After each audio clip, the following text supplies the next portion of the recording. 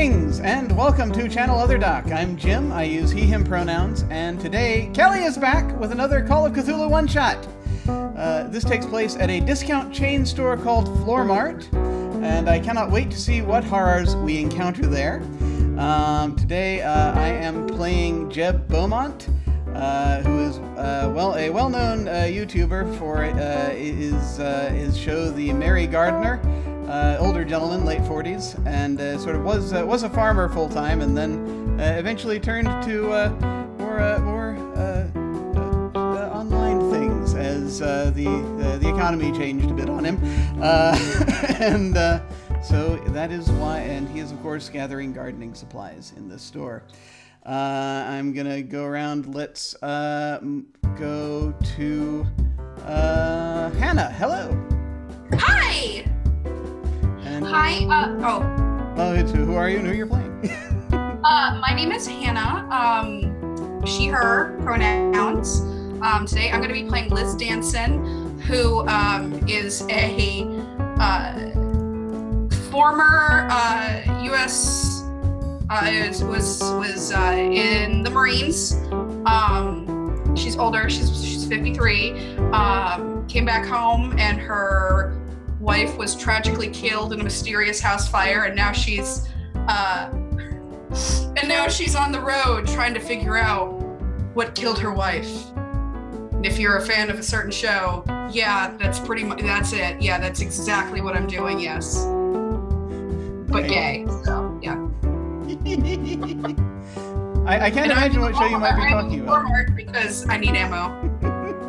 I mean, you need ammo. So. Well, I mean, who doesn't these days? I mean, you can get it there. It's like there's plenty of it. Like it's good to have a supply of these things. Yeah. Let us move on to Sam. Hello. Oh, hi. I'm Sam. You can find me everywhere at Smallish Sam. I'll be playing Johnson and Son. He is a pharmacist here at the. Did we decide it's called Floor Mart? Kelly? Okay, at Floor Mart. And he's just trying to get by. He's in his early 20s. Just going in for a normal day of work.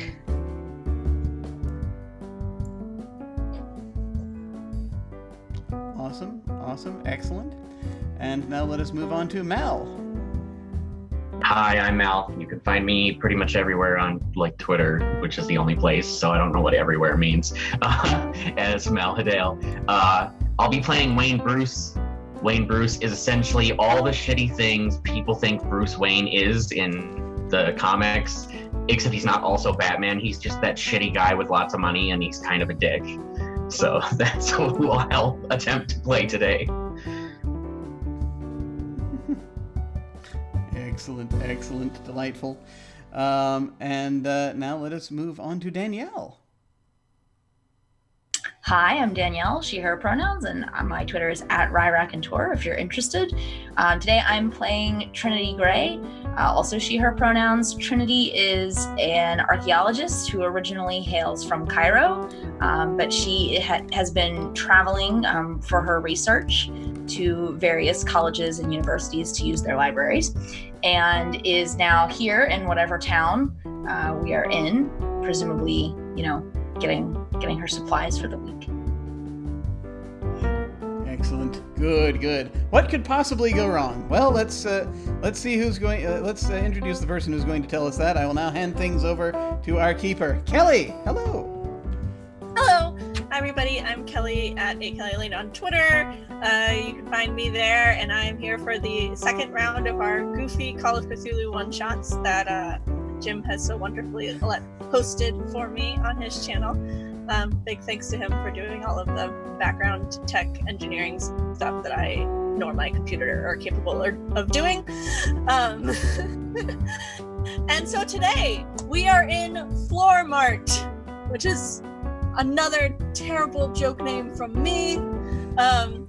That is just basically our all-around low-price retail shopping center, everything from groceries to clothes to ammo to garden to auto. If you want it, Floor Mart has got it for the low prices.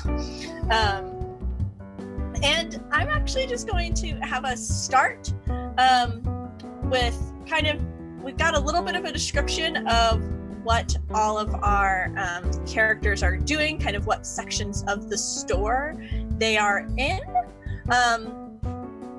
But this is getting kind of later in the day. It's getting close to evening.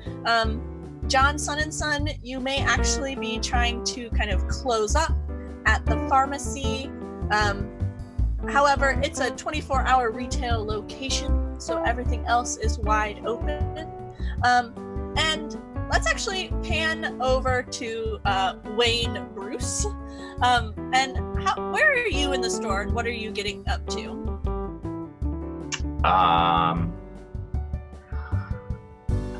I'm trying to convince them that they need to sell me more than beer, because I'm gonna have a party, and all they have is beer, and I'm very belligerent at this point. And you probably have like a few people in blue vests kind of trying to talk to you, trying to help you figure out, basically trying to make recommendations of how you can just go down the street, blah blah blah blah blah, and trying to convince you essentially to GTFO. And let's just glance over to Trinity, since I have a good idea where the other three of you are at in the store right now. Trinity, what are you up to? Probably just like grocery shopping for the week, getting all of the, like getting some, bottled water and like things she can make very quickly in her little apartment that she's renting while she's traveling, things like that. And Trinity, since you are archaeologists, you may be used to find some odd things. While you're over in the fruit section, can you roll a spot hidden for me as the first roll of the game? I absolutely can roll a spot hidden for you. Hang on.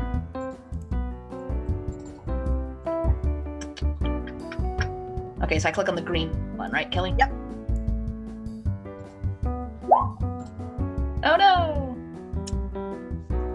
Oh no.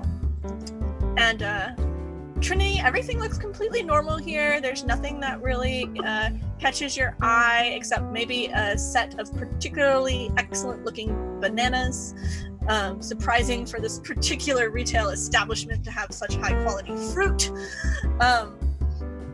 And you are able to continue on with your grocery shopping. And it is at this point where everyone is kind of mid-shop or mid-close-up at the pharmacy when you hear a voice come over the loudspeakers at the store that just says, hello folks, we are very, very sorry for the inconvenience here at Floor Mart, but a storm seems to be rolling through and the county is now under a tornado warning. We have seen some funnel clouds above. By state and company policy, that means we will be going into lockdown. We hope everyone can enjoy their time here. Hopefully it will pass quickly and we can let everyone go home. In the meantime, employees will be coming around with some free samples, hopefully to help pass the time. We encourage everyone to kind of move towards the interior of the store and make themselves comfortable. And Jeb, you are kind of out in the garden center when you hear this, and this is obviously a glass-covered area. And so you may even see a few other customers. It's not too busy, but kind of grab their things and kind of move in. What do you do? Well, I quickly pick up one final length of hose pipe. I adjust the pitchfork that I've picked up that I've shoved sort of into my cart, along with like half a dozen other items that I was planning to do shows about in the coming week. I just sort of look up and I sort of shake my head, and I'm just because I don't remember seeing in the almanac that we were going to get this kind of weather today, so I'm a little confused about that. But I'll go ahead and just quickly shove that in and just sort of shrug. Like, well, just gotta move on now. Just going to turn and head the cart into the store because I know what tornadoes can do. I don't want to be in a glass-covered room when they happen. So you're kind of heading from this outside space kind of through the auto section, and you will probably actually pass through the outdoors section where you may see an older woman kind of perusing the ammo. How does Liz handle this? Does she follow instructions? Does she Liz looks up, sighs, reaches into her back pocket, pulls out a box of cigarettes, and just like, oh, if we're gonna be here for a while, and just lights one right in front of the ammo.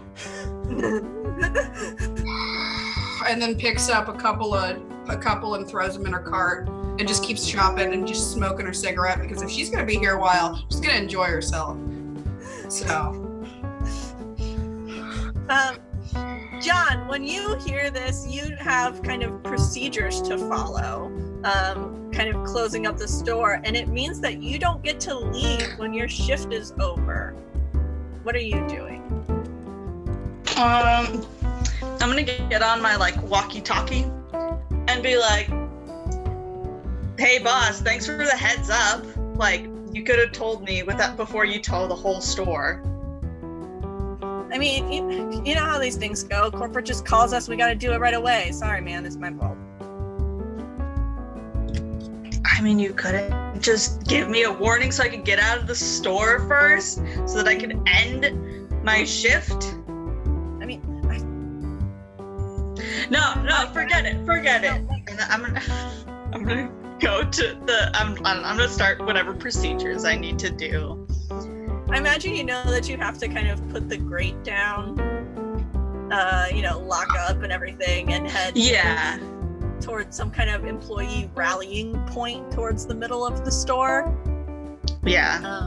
I'm just but I'm visibly mad at all of this. Because I'm assuming it was close to it probably happened 5 minutes before I was supposed to get off, as it always does. Oh yeah, definitely. Yeah. You just had to count out the cash register or something and call it a day. Right. Trinity, you hear this over the speakers, but you're almost distracted because you hear this kerfuffle nearby between Wayne and some of the people in the store who are now trying to get him to move to the center of the store because they can't get him to leave. Okay. So Wayne and Trinity, what are you doing over in the grocery section? I am probably going to if there's a serious commotion going on, Trinity probably just kind of shrugs and opens the bag of chips in her cart and just starts eating chips and watching. Spectating.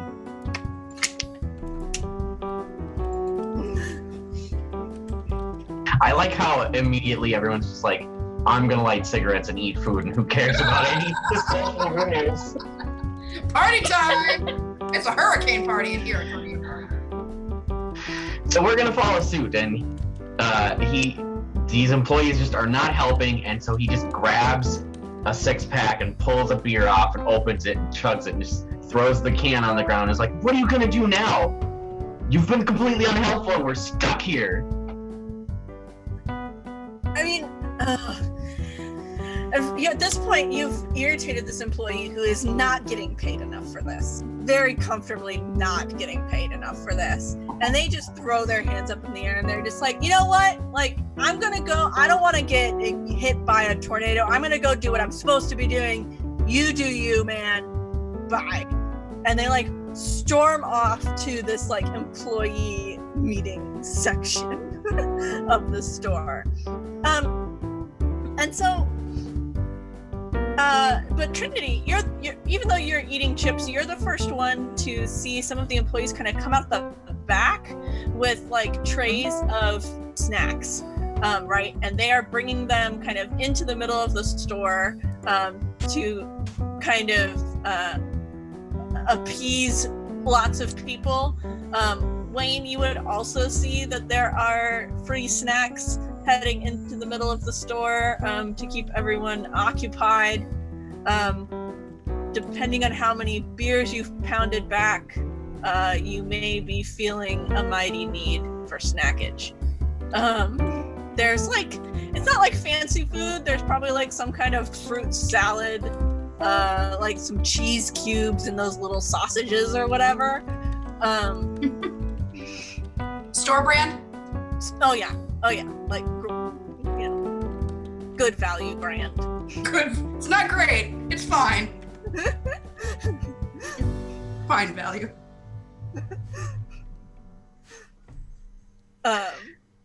I'll take the rest of my 6-pack, which is already half drank and spilled all over, because I'm only like opening it and drinking a couple of, like chugging half of it and throwing the can, and I make my way to the snacks. Yeah, I've already gotten into the beer that's already in my cart, that has been long in my cart. That was the first thing I got in here. And I've already got a bottle, and I just got a lit cigarette and a beer. And I'm still shopping. And I don't have beer in my cart. I have wine in my cart.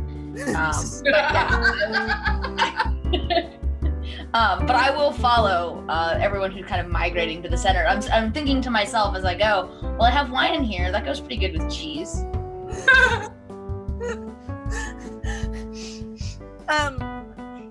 And so I've got all this correct. We've got John heading to the middle, Trinity heading to the middle, Wayne heading towards the middle, Liz and Jeb. You guys are still kind of working through the store. I imagine with Jeb's big cart, he's got a lot going on. Yeah. And you see this woman, you see a woman crack open a 6-pack, smoking a cigarette in the middle of the ammo section. You see off to one side a couple of employees kind of whispering. And if you can roll a listen check, both Jeb and Liz, we can. All right.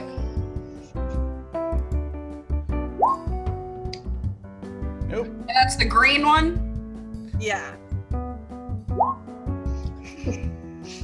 So, Liz, you must be standing a little bit closer, and it's very clear that these employees are talking about you. Not quite sure what to do. It's like two young women who are just like, I mean, she's kind of scary. I mean, but she's not supposed to be doing any of these things. It's like literally none of these. What are y'all looking at? Oh, nothing. Ma'am, you're inside. Maybe not the best idea to smoke. Well, if y'all are gonna make me stay here, I'm gonna do what I want. I realize y'all don't get paid enough for this, so just go on and go back to where y'all are supposed to be. Don't worry about me. I've been through tornadoes before. I've been through a lot. Don't worry. If it's my time, it's my time. Okay. If you need anything, just let one of us know. But we have to go forward to our stations. Sweetheart, you're gonna have an aneurysm. It's okay. I mean, I hope not. Smoking will kill you. Okay, bye.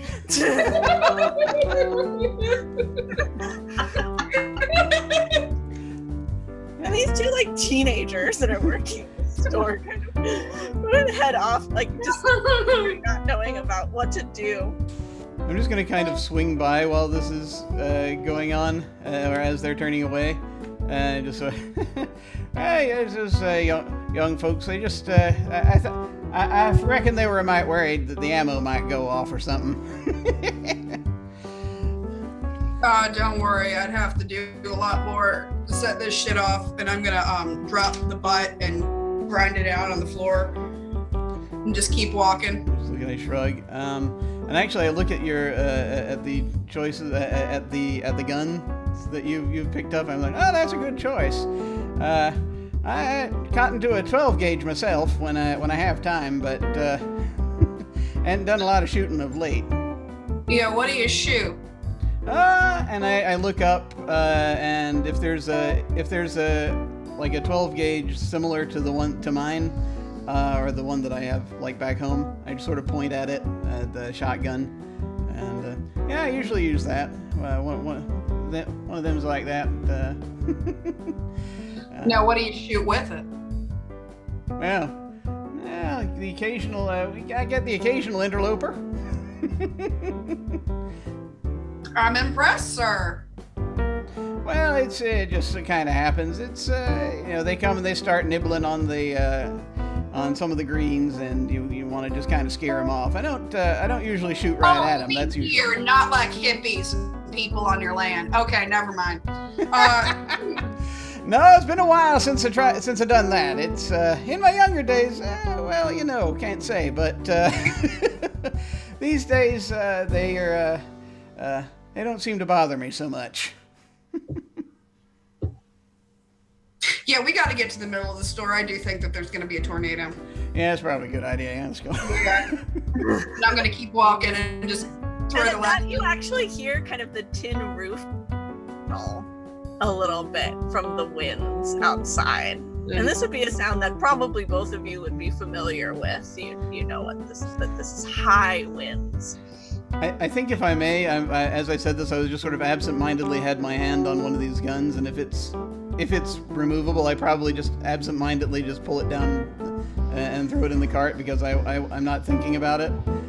Yeah, we're gonna say this is a southern location of Floor Mart, and that the locks are not in high use here. Having frequented southern locations of similar establishments. That's fair. I have as well. So it's like I was holding on to it, and then I'm just like, oh crap, we got to get to the center, and I'm thinking I'll probably just put it, once I notice it's in there, I'm like, I'll put it back when we leave.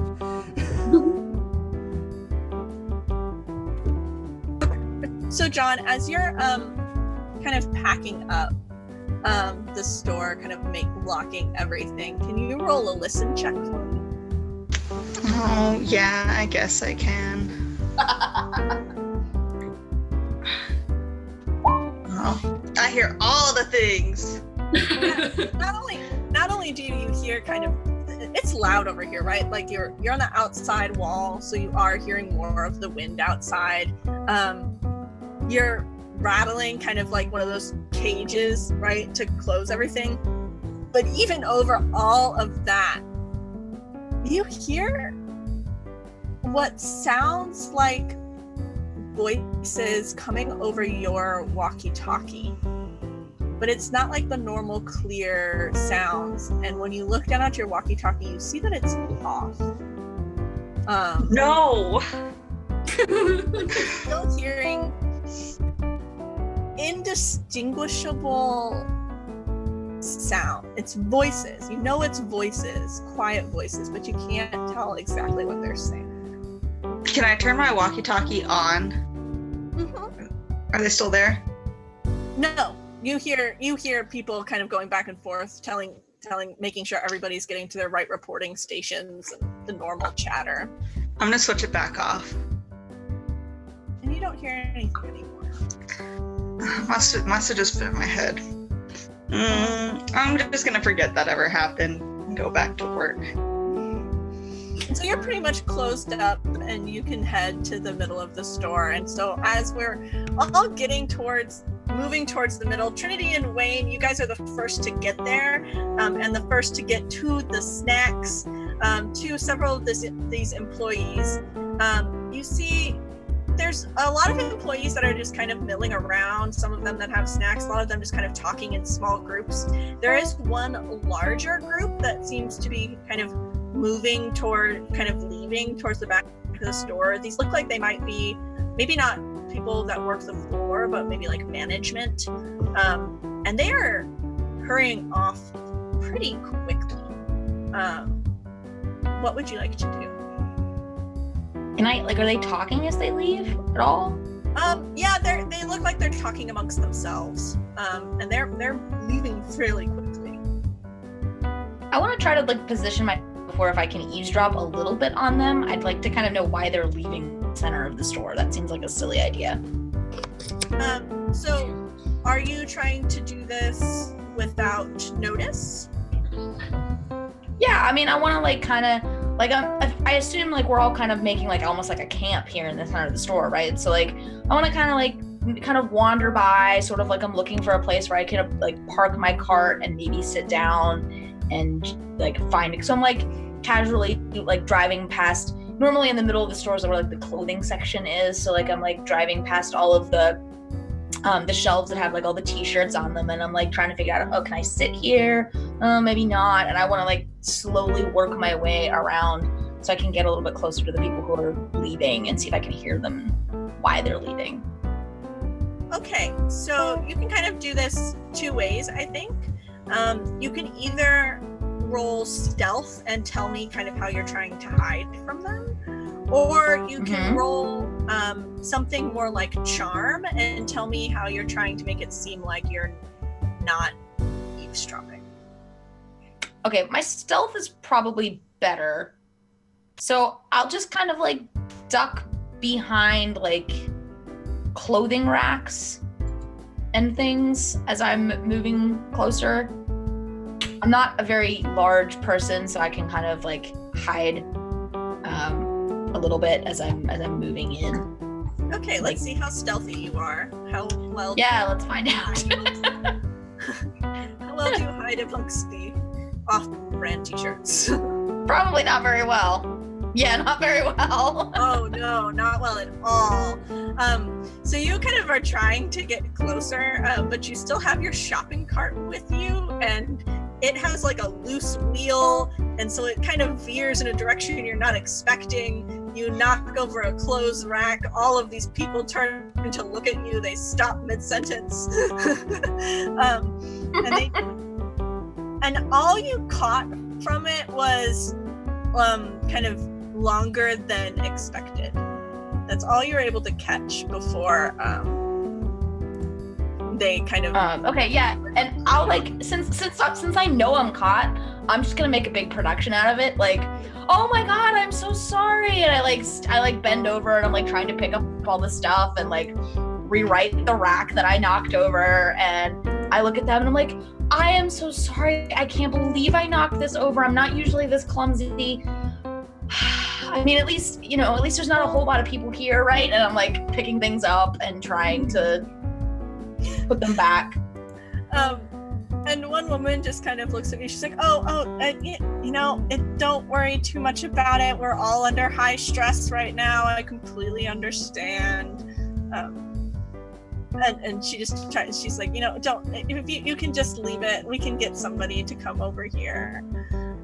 Okay, I'm just not used to tornadoes. Is everything gonna be okay?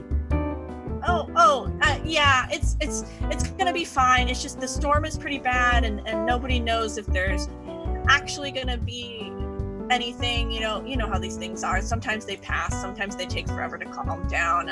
We're just trying to make sure that we can keep our guests all happy and healthy and safe in the meantime. Okay. Are you guys gonna be putting up like a radio or something where we can listen to the weather? We hadn't planned on it, but I will look into seeing if that's an option.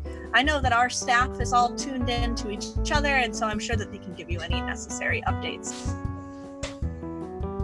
Okay. And she just kind of nods and smiles at you and walks away. And so you're kind of standing alone in the clothing section of the store. With all around you. And I want you to roll a spot hidden for me. All right. I'm better at this than stealth, I hope. Maybe. Yes. Oh. I'm much better at this than stealth. Hard success. And when you knock this clothing rack over, you're getting really up close with kind of the floor, and you see some places on the tile that don't look quite right. It looks like there might have once been markings on the floor that don't look accidental. Like they don't really fit the pattern that, like, the random spackle pattern that you usually see on generic tile. But you can't really make out what it is. But it's definitely, there was something there, and it was not an accident. But do I think if I like shifted some more clothing racks, I might be able to see more of it and maybe figure it out? Maybe. Okay. Yeah, so, I mean, my character's an archaeologist, so markings and things like this are naturally intriguing to her. So, yeah, I immediately start, like, trying to shift some of the other clothing racks and, like, the carpet or, like, anything that's in that area so that I can see a little bit more of what this is. I'm not being terribly subtle about it, but I'm more, like, trying to, you said I was kind of alone, so I don't know that I really need to be, but I'm trying to, just sort of shift you're everything. alone enough. But Jeb and Liz let's have everybody else roll listen checks to see if you hear the commotion of the stuff moving as you're heading kind of past this area. So listen. Yes.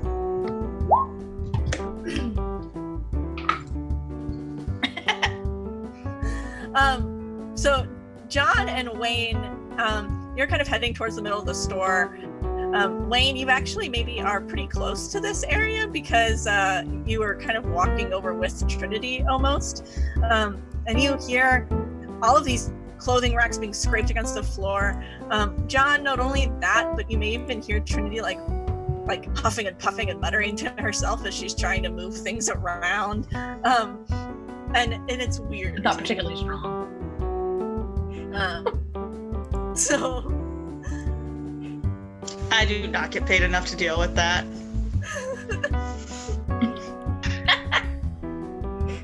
Nope. I mean, I'll wander over, but like I'll not. Oh, sorry, I didn't mean to cut you off, Mal. It's fine. If I see John like standing there like, fuck, I can't do this. Wayne's literally like, hey, someone's messing with your shit over there. Where? And I point towards where Trinity's doing stuff with the clothes. Yeah, that's not my department. You see, it says pharmacy. It doesn't say clothing. Not my problem.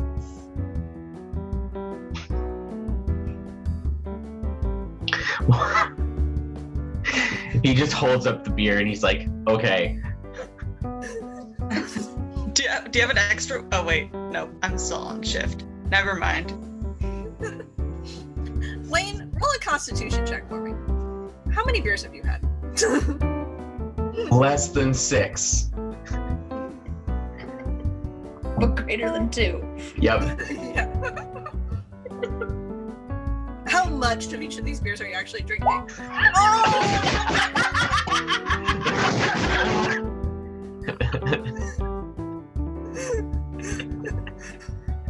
You're hammered. I don't know what you were drinking before you got to the store. We're not sober at any point today. They got more stuff to clean up now.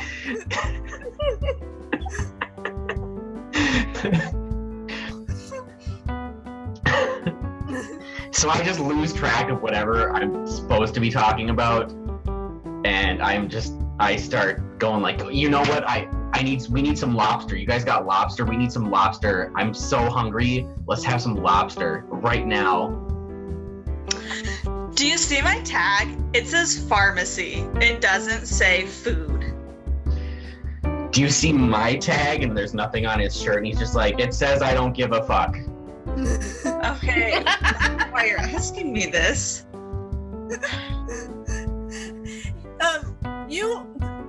The 4 of you that are not Trinity will see the trays of snacks and kind of and even some like metal folding chairs being brought out by some other employees, a few of whom give John a look.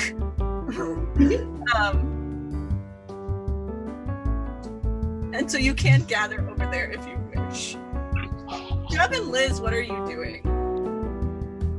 I am in the process of draining my first beer, and I'm going for the second one. Natty ice, because I'm a classy lady. And going for some of that good cheese. I'm just grabbing a little bit of finger food, but I'm just gonna drink.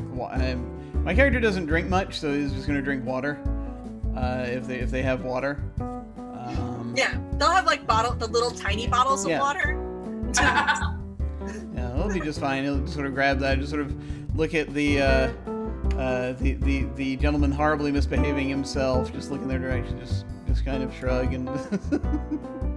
Kids these days, I swear to God. I tell you, they just millennials, you know. God damn. Well, yeah, it's unfortunate. It's unfortunate, but these things happen. And, if lobsters make fella happy, lobsters make fella happy, I suppose. I don't even know what a lobster tastes like. I think I had a crab once, and that's probably not all that similar. Yeah. Have you ever been to Red Lobster? I'm sure I've had some from there. Oh, been to Red Lobster? What am I, Beyonce? Do I look like I got Red Lobster money? It's fair. That's fair. She's going to point to her cart with all of the instant ramen in it and the Stouffer's frozen dinners. He sort of looks at it and is like, he nods. He says, "I had it once. Now that I'm thinking about it, but this was some sort of media thing we got to have out there. But honestly, you're not missing a lot. As far as I'm concerned, usually you can't grow it, you can't raise it, then ain't that much worth my time." I mean, if you can't get it at the Long John Silver's, I mean, it must not be that good anyway. Whoever is eating, roll a power check for me. A power check? Yes. And Trinity, you have managed to uncover enough of this kind of section that you can kind of get a feel for what was going on. It's really faded, but it looks like somebody basically took like a big old ass Sharpie out to the floor. Roll, if you have a cult skill in occult, roll occult. If you do not, roll kind of a raw intelligence. Okay. I do have points in occult, so I guess I will roll that. Probably not a lot of points, but some anyway. Yeah, that's a fail. So I have a quick question. Mm-hmm. In this instance, does my drinking the alcohol count as eating for this roll that you want? Okay. No. Eating the finger food. So I definitely failed that. Yeah, so Liz, everything seems really normal to you. Everything seems fine. But Jeb, you realize something weird about the employees here. You notice that they are all moving the same way. They are all speaking the same way. It's almost like there's patterns to their behavior, like they're all tuned into each other. And I want you to roll sanity check for me, because this is unnerving, because people don't act like this. And while it's unnerving, it's not scary, it's just weird.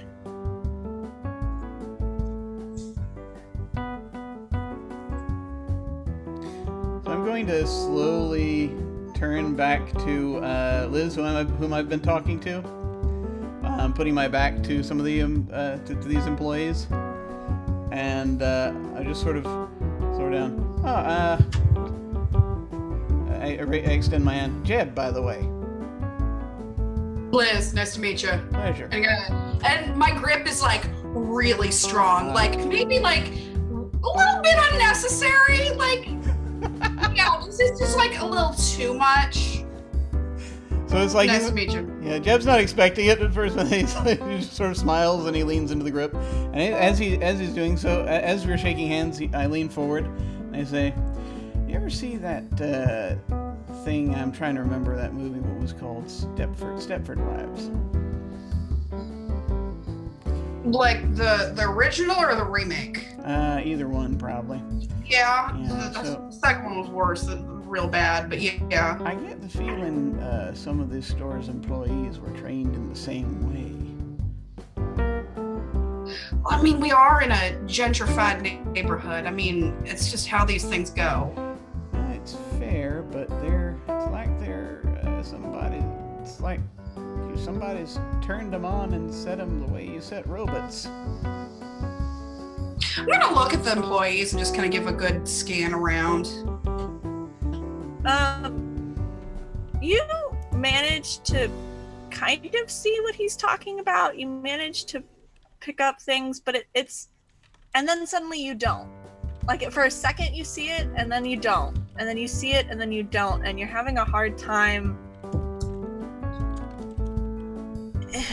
It's hard to say. I'm gonna just take another drink of my beer and go, man, just sit down. We all get stressed. It's a tornado. It'll either rip oh shit, I left the windows down in my car. God. Oh hell. Oh, I'm gonna run and I'm just gonna be like, oh man, and I'm just not even thinking about it anymore. I'm just thinking about the windows down in my 1968 Chevrolet Impala.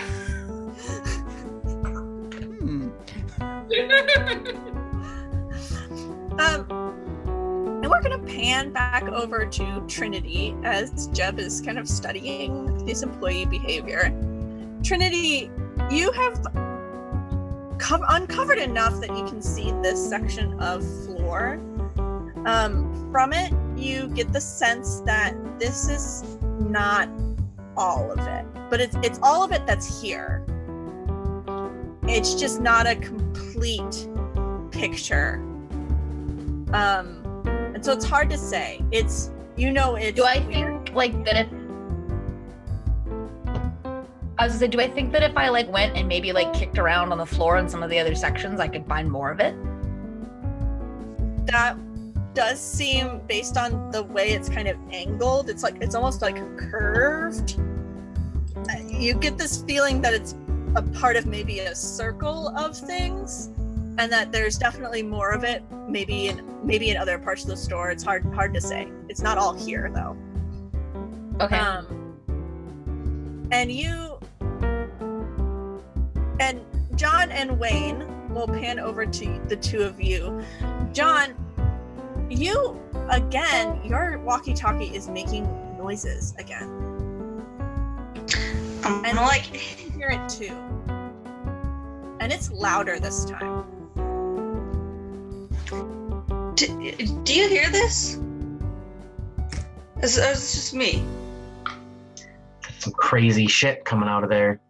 Yeah, I'm gonna hit it on the ground a couple times and see if that like makes it go away. And actually, it comes a little clearer. No! I unhit it. And you hear, it's like a chorus of voices talking about the right time. The opportunity is here. And then the voices go away. I'm gonna. Can I turn it off and on? Like, I just want to turn it off and on a couple times to see if I. And this time you turn it on and you hear employee chatter, and you turn it off and you hear this same kind of talk about it's the right time. We have to. Now is the time. No. Don't like that. Nope. Nah. I'm gonna take the walkie out of John's hand and just throw it as far as I can. And as you do this, I'm just gonna roll like a strength check for me with disadvantage to see how far you actually throw this. Oh, so you can take it out of my hand, no problem. Yes.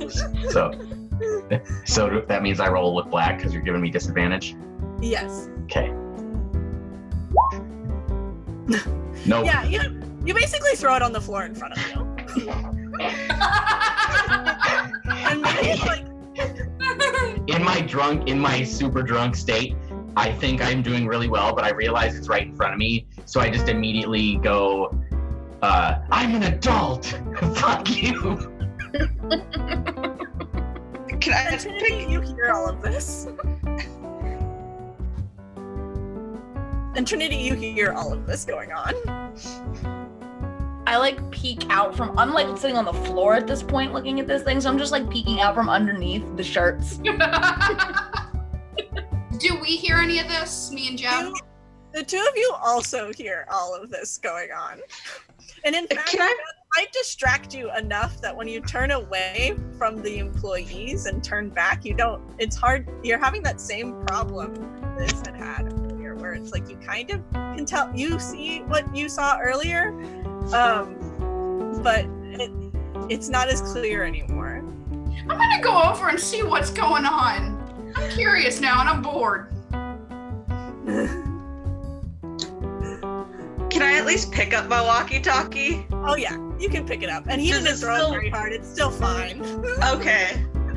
I'm done with this. No, I'm walking away. I am done. I'm walking to the center of the store. When John picks up the walkie-talkie and starts walking away, I don't think he's sincere, but Wayne's just like, oh man, I'm really sorry, man. I shouldn't have done that.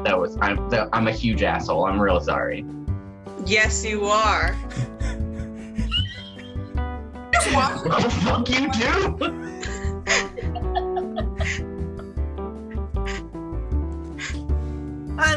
Listen, Jeb, so you come upon this scene of this tantrum happening. And people yelling about a walkie-talkie, and you see this woman, like, you see all these clothes racks that have been moved and all this stuff laying all over the floor, and this woman just kind of sitting in the middle of it all, like. And Look at her. Look at her. You know you're supposed to stop doing that like after you turn like 8. You don't hide in the clothes racks anymore, honey. I say, yeah, I'm not a child. I know. You say, sitting in the middle of the clothes, surrounded by clothes, cross-legged, in the middle of the floor mart. Well, I'm on the trail of a flooring anomaly. Okay. Flooring anomaly. Yeah. What? Did they not put the tiles down right? Well, I don't know. Do you want to come see? I'm bored. Why not? And I killed the second beer and I throw the bottle on the ground and I come over to look. And I'm like sitting on the edge of this, whatever this pattern is that I've found. All right, I'm gonna look at this pattern. Want to see what she has found. So you see these markings on the floor that look like they were put there on purpose. They're faded, and you could roll an intelligence check to see if you know anything about it based on your travels. I do also have 52 in occult. Oh, an occult check would be ideal. An occult check would be ideal. Okay. You would get an occult check would give you different information than Trinity's intelligence check. Let's hope. Oh, no! Fail! No. So you could spend, you don't have to, you could spend 11 luck and make that a success. I am going to spend 11 luck and make that a success. Yes. So subtract that luck. And you actually, from your, I don't know how this fits into your backstory, but from your studies into the occult. I have done studies. I have a journal that's full of clippings and sketchings. There's a shotgun full of rock salt in the trunk of my car. You actually recognize this as some kind of cult writing. It looks like it's a mishmash of a lot of different things. You can't tell what particular cult it's from, given this piece. You do know that there are probably several more sentences. This is like the first sentence of some kind of ritual. I'm gonna get down on the floor on my hands and knees and just kind of trace it out. Yeah, and as you're doing that, I say, not a child. This is the start of a ritual.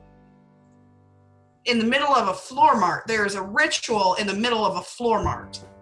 Man, I knew I could not trust these things. I knew when these started coming in, there was something wrong with them. I knew it. And I look at you and I say, so you're saying this isn't normal? Because this is the first time I've ever been in a floor mart. I wasn't sure. What, do you shop at the Bullseye? Like, come on. I'm gonna... This is the first sentence. This is just the beginning. There's gotta be more in here. And I point to like the arc of the circle that I noticed, and I say, well, if we follow this, maybe we can find more of it. Jeb, how do you feel about what's going on the floor right now in front of you? So, before I say that, I just want to say thank you very much. We just had a subscriber. Yay. Which, like, yes. It's for me, always a big deal.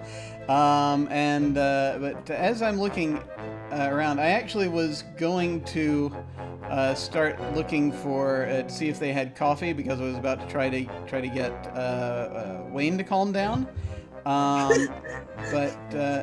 So I mean, it depends on if they're wanting to if Liz is engaging a lot of attention at this point about the floor, then I might look back and sort of. Oh yeah, she's hands and knees like tracing this and being like, yes, and it's like different pieces of shit, and like this is like this, but this isn't like this, and it doesn't make sense, but I've seen it. And I'm like chattering back at you, probably not quite at the same level of occult stuff, but like, yeah, no, this makes total sense, and if you do this, then this, and like. Okay, so I am gonna wander over with like, I've got like, if I assume they had like a coffee maker nearby, and I've got like a couple of mugs and coffee in hand, but I'm now just sort of, well, cups, and I'm just sort of looking over as I wonder as they're doing this. Is there anything weird about the floor that I see? You notice that the floor has markings on it. You also what probably happened was there's one of those like plastic folding tables that had like the coffee, the tea, the hot water, or whatever, and you're able to go back and get some of those tiny little paper mugs and bring them back over. So you see what they're talking about, but you would have to roll to know if you like agree with their assessment or not. I don't think I've got, unless this falls under natural world somehow, and the shape of the tiles are weird. This coming up there. No. Let's see. No, probably doesn't fall under farming either. No. Mechanical repair. It's not quite. No. Nope. I'm just sort of not sure I can make head or tail of what it is that they're talking about. But that there are somebody's. I'm just looking at it. I'm thinking it's vandalism that someone's done on the floor, because it looks like I assume painted on rather than like. It looks like it was drawn on with like a Sharpie. Yeah. So like a thick end Sharpie. Like. I'm just like, what? Did somebody vandalize the floor? Was that some kind of Is that like a bad symbol to folks or something? It's not vandalism like kids do. Like, this is deliberate. This is intentional. Now, maybe someone could have broken in here before they did it, but I don't know how long the store's been here. I'm just sort of looking up, since a commotion is being made, I'm looking to see how the employees are reacting to this. So all the employees that you can see from here are kind of the floor employees. So the not really management, just people with the vests. And they are all acting unaffected. They're almost ignoring it. Okay. Like, they're not even registering that anything is happening. John and Wayne, what are you doing? Now that this commotion is happening on the floor, you've been hearing voices over the radio. I think John is so, like, distracted. I've worked here for a few years, and I've never had my walkie-talkie malfunction like this. And so, like, I'm very distracted by this. Like, what is going on? I just keep turning it on and off to see if I can get those voices to reappear. And I think I'm gonna go over the radio at some point and be like, hey, is anybody else having problems with their radio? Like, if you turn it off, which I know we're not supposed to do, but if you do it, does it, do you hear anything over the radio? And the voice that actually comes back is, like, your manager, like your boss, who just is like, John, don't be ridiculous. Of course you're hearing voices over the radio. People are talking and using it. Yeah, but I'm hearing voices when it's off, sir. That's impossible. Don't, like... How can it be? You can't hear anything when it's off. It's not on. I mean, theoretically, that's how electronics work. But no. Like, can you just try this, please, sir? For my own sake? When have I ever asked you to go out of your way to do something for me?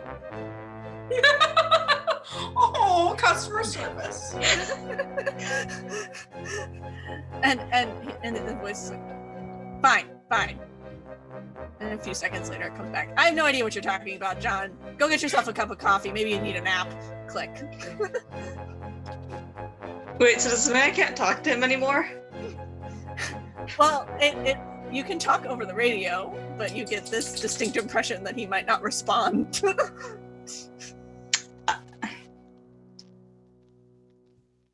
I mean, okay, I don't want to go get coffee. John doesn't drink coffee. He knows that he's like that, the type of person who's like, caffeine is a drug. No drugs for me. And so he doesn't drink any type of caffeine.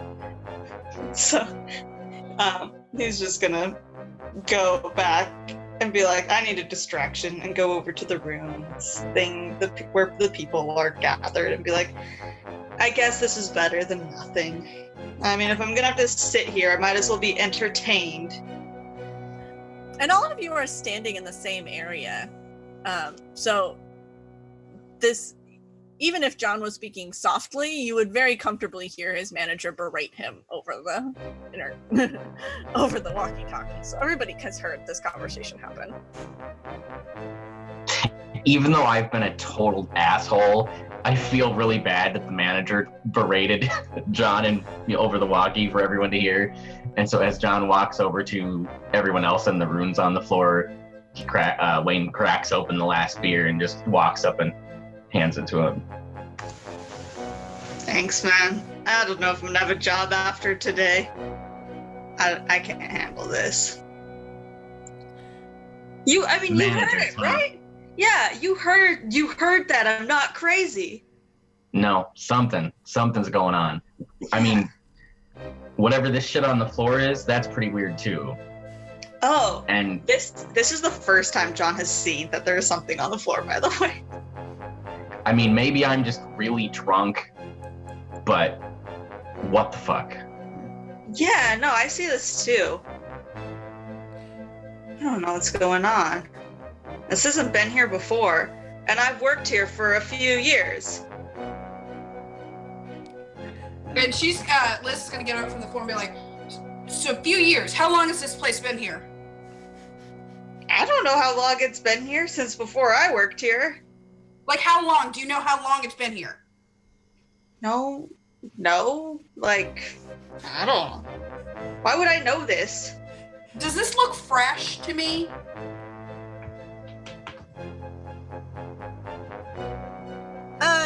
It's worn off, so it doesn't look. But you would know that like it can't have been there that long, Yeah. given that. Like, just given that, like, otherwise it would be entirely scraped away and you wouldn't be able to make it out. It looks like it's almost like faded a little bit. I'm gonna look at. I want to be like. Go ahead. I was gonna look at whoever looks the strongest out of all of these people, besides me. Go. Someone help me move this. Who's strong? Someone help me move so we can see the rest of this. Well, yeah, I was gonna say I'm crawling along the arc of the circle, like trying to find the next section of this. I'm just gonna assume that Wayne thinks he's the best at everything, and so he'll help Liz, even if he fails terribly, because... And just clear off stuff and kind of clear off more of this stuff. So, Trinity, as you follow this arc, you're kind of moving from like the like, I'm gonna say you were like the kids' clothing section to like the next clothing section almost, and you are actually having to kind of like wander around or shove things out of the way, but you do find another spot on the floor, covered by like. Hey! And I start like immediately shoving things aside. I'm on the floor doing this. You guys just see like however many feet away this is, the racks are like shifting and moving. And I'm like, hey, occult lady, come here. I'm gonna run over. My name's Liz, by the way. It's nice to meet you. What do you got? Trinity, nice to meet you. Look at this. And I'm like shoving things aside. I'll help her. The three of our he/him characters all know that they are watching these women crawl around on the floor. Just so you know. John is done though. Well, I was gonna set the coffee cups down, and since they're asking for help, and this seems important to them, and it's at least distracting them from the tornadoes, I'll get down and start helping. I just stand there and watch. Imagine John kind of staring at his walkie-talkie, Wayne maybe drinking the last of his beer, while Jeb is assisting the two ladies move heavy furniture around. I'm used to supervising, so I'm like, that one over, move a little to the left. Yeah. Are John and Wayne the two youngest characters? I'm 35, so I don't know if I'm young or not. No. I'm 29. I'm a fairly new PhD. Oh, okay. I was like, this would be really sad if they're like the two youngest. So like, the two young men are just like, nope, I'm not helping. Well, Wayne's never had to work hard in his life, so in a lot of ways, yeah, he's still that guy. But he thinks he's good at everything because he's now had everything handed to him.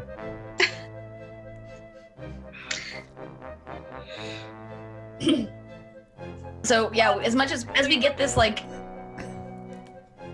as we get this uncovered, I look at Liz and say, "Do you recognize this section at all? Do you know what this is?" And so, Liz, you're able to start putting things together. Let me just look. I'd say on just a standard success, you don't get the full sentences, but you know that there's something here about appropriate forces required for sacrifice. But I get sacrifice.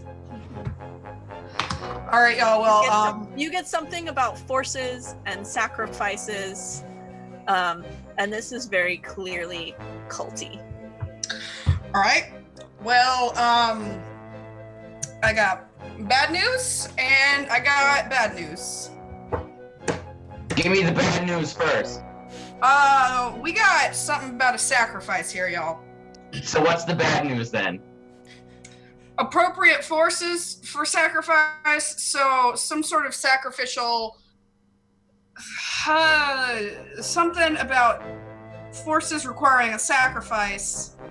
Sorry, I stopped listening. Can you repeat that?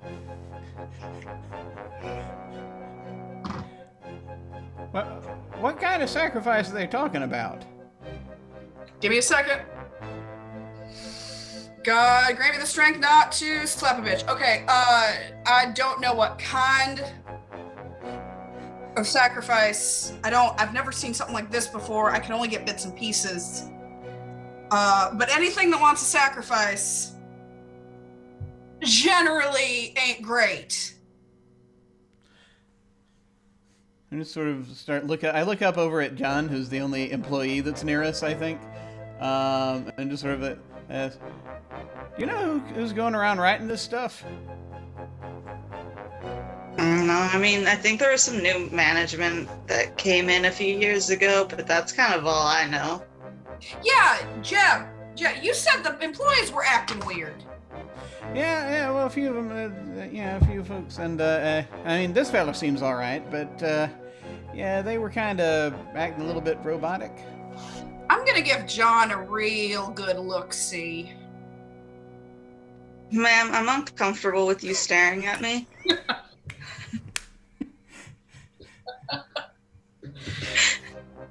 Sure, you don't know anything about this. I told you everything I know. I work in the pharmacy, ma'am. I don't know very much.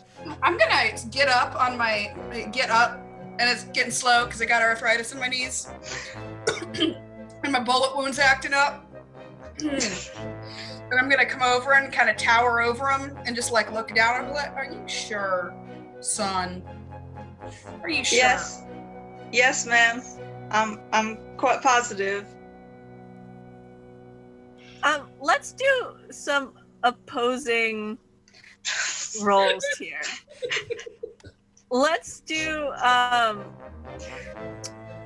John. I think this would be a power roll because that's kind of like willpower.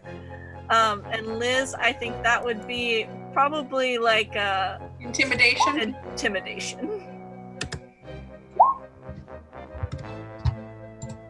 Okay, and John, you are left fairly unfazed. I'm used to this. People yell at me all day long. People try to intimidate me all day long.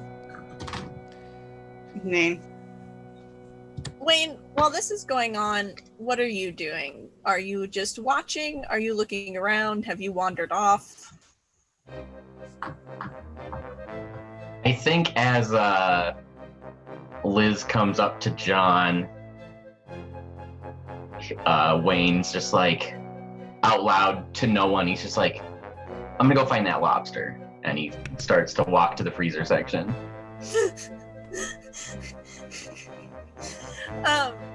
And you would pass through the middle, and you now notice all the food out here. So there's just trays and trays of food. And I would like you to make me a listen check.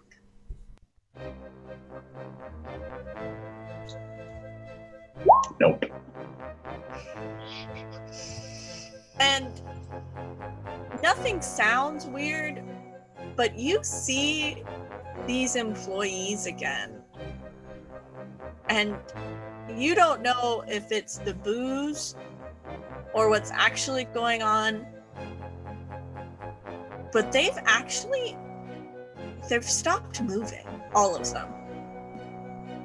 They're all standing so still that it's hard to even tell if they're breathing anymore. And I think that's where we will take a break. Woo! All right. Excellent. Well, this is getting exciting. It's very interesting to see how this is going. I've been enjoying this a lot. But we're going to go ahead and take like a 5-10 minute break or so, and then we shall return for more of this. See you shortly. Yay!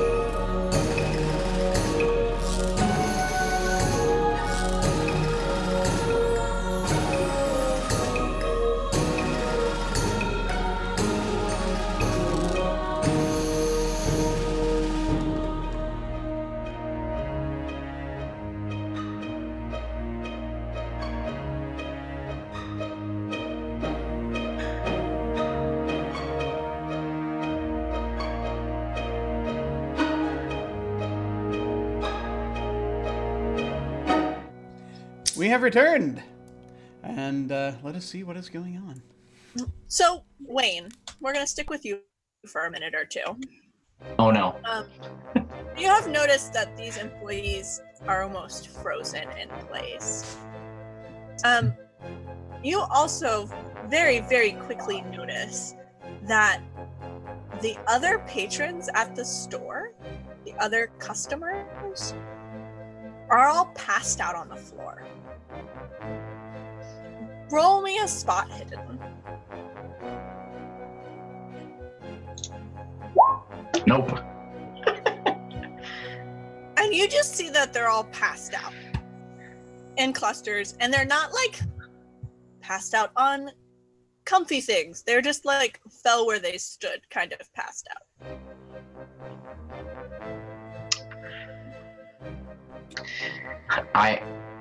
I look from the employees to the people, and I'm just like, and I thought I got fucked up. And then I like nudge a person with my foot as they're on the floor, and then walk over to an employee and like try and push them gently to see, like, not enough to knock them over, but like, what's gonna happen? Are you? And this employee's head snaps to look at you. And their eyes are wide open. No. And they open their mouth. And in your head, you hear that same chorus of voices that was coming over the speaker. And roll sanity for me.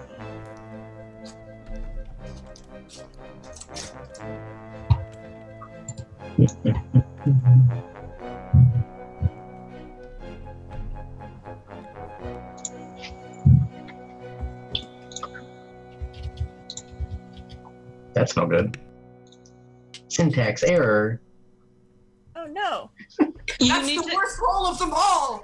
You need to actually put your sanity in. So the first dash, or before the first slash, I think. Yeah, I think where it says. Okay. Current, and then there we go.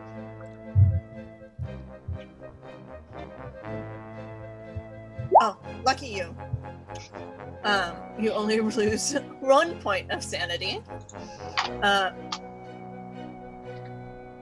But what do you do? I punch him in the face. Okay, roll brawl for me.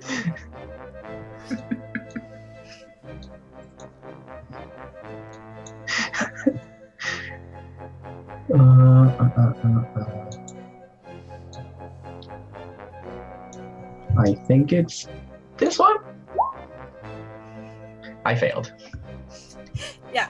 And so you go to punch him in the face, but in your current state of existence, it's a swing wide. Maybe you lose your balance midway through as you're throwing your weight around, trying to give a good punch, and you fall over.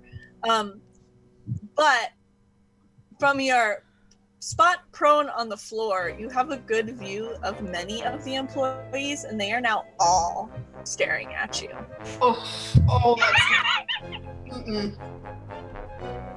With matching expressions. I think he starts like scrabbling backwards slightly and just like, sorry, wrong department. I'm looking for electronics. And he tries to like push himself away on the floor. The employee that you took a swing at reaches out in a kind of robotic movement to try and grab you. I don't want to be grabbed. They are moving slowly at this point. So you can very easily dodge, but they start to come towards you, as does every other employee in this immediate vicinity. They are not running towards you, they are walking towards you. I'm going to stand up and make my way back towards the other people that are normal, and the entire time I'm just like,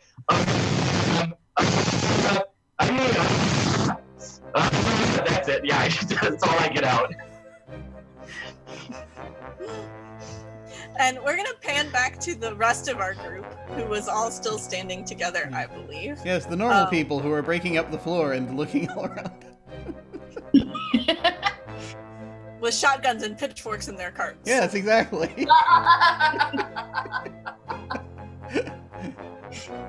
We don't have torches, so it's fine. We're normal. Fair. Yes, that's right. What did just happened? Where were we? I believe you just got the second message from the floor, knowing that it's something about the the right time and powerful forces and some kind of sacrifices. Oh yeah. John had recently shared that the store was under new management. So And now I'm trying to intimidate this young man. Yes.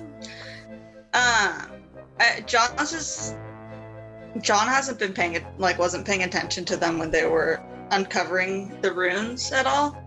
He was too busy looking at his things. So he's gonna be like, so did you guys ever figure out what those things said?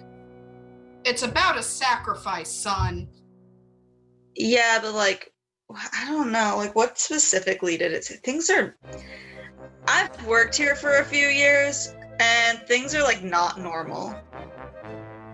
You don't know anything about this. This has never happened before, or you've never seen these.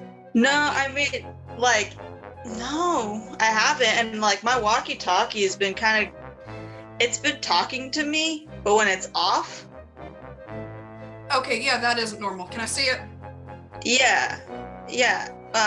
But I'm not gonna give it to you. I'm just gonna show it to you and keep it close to you because Wayne just threw this and I don't want to have to pay to replace this.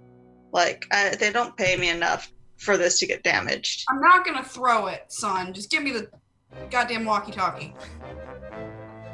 Okay, ma'am. Please don't throw it, though. I'm gonna take the walkie-talkie. I'm gonna shake it and just kind of hold it up to my ear. And you hear almost too loud near your ear now. Like it's like a little too loud. And while the walkie-talkie is off, you just hear, it's time. The people are asleep. There are a few loose ones left, but it is time. Okay, we need to get out. We need to get out. Please don't throw the walkie-talkie, ma'am. I'm not gonna get to throw here's your here, and I just give it back to him. And as you hand back the walkie-talkie, Wayne comes busting ass around the corner, sliding, I imagine, on the tile.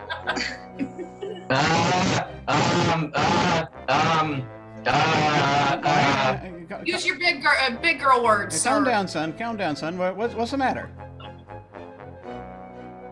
And he points because he's being followed. It's like, And the other four of you roll me sanity checks for me as Here we go.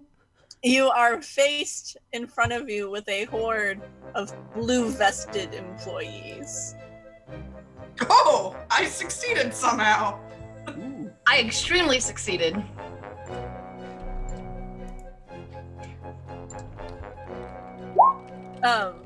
So John takes 4 points of sanity loss.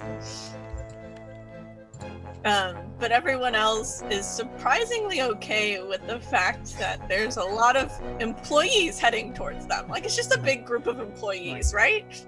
Oh yeah, see, they're doing it again. That ain't normal. That's what I was talking about. Okay, they weren't moving, and I touched one, and then they all looked at me, and I tried to punch them, and now they're following me. Well, no wonder. They don't want to go poking folks. They don't cotton to it. But they weren't. They stopped moving. Like, I don't know, like something that doesn't move. Statues? Yeah, that. Just sort of glancing at them, I'm just sort of reaching over for the pitchfork because I can't reach for the shotgun because I didn't pick up any shells when I did that. I just picked up the gun. So no There's shelves, and there are absolutely shelves in my parking lot, in my shopping cart. Oh, okay. Yeah, you guys hear like the click as Trinity pulls a 9mm handgun out of her purse. Liz looks impressed.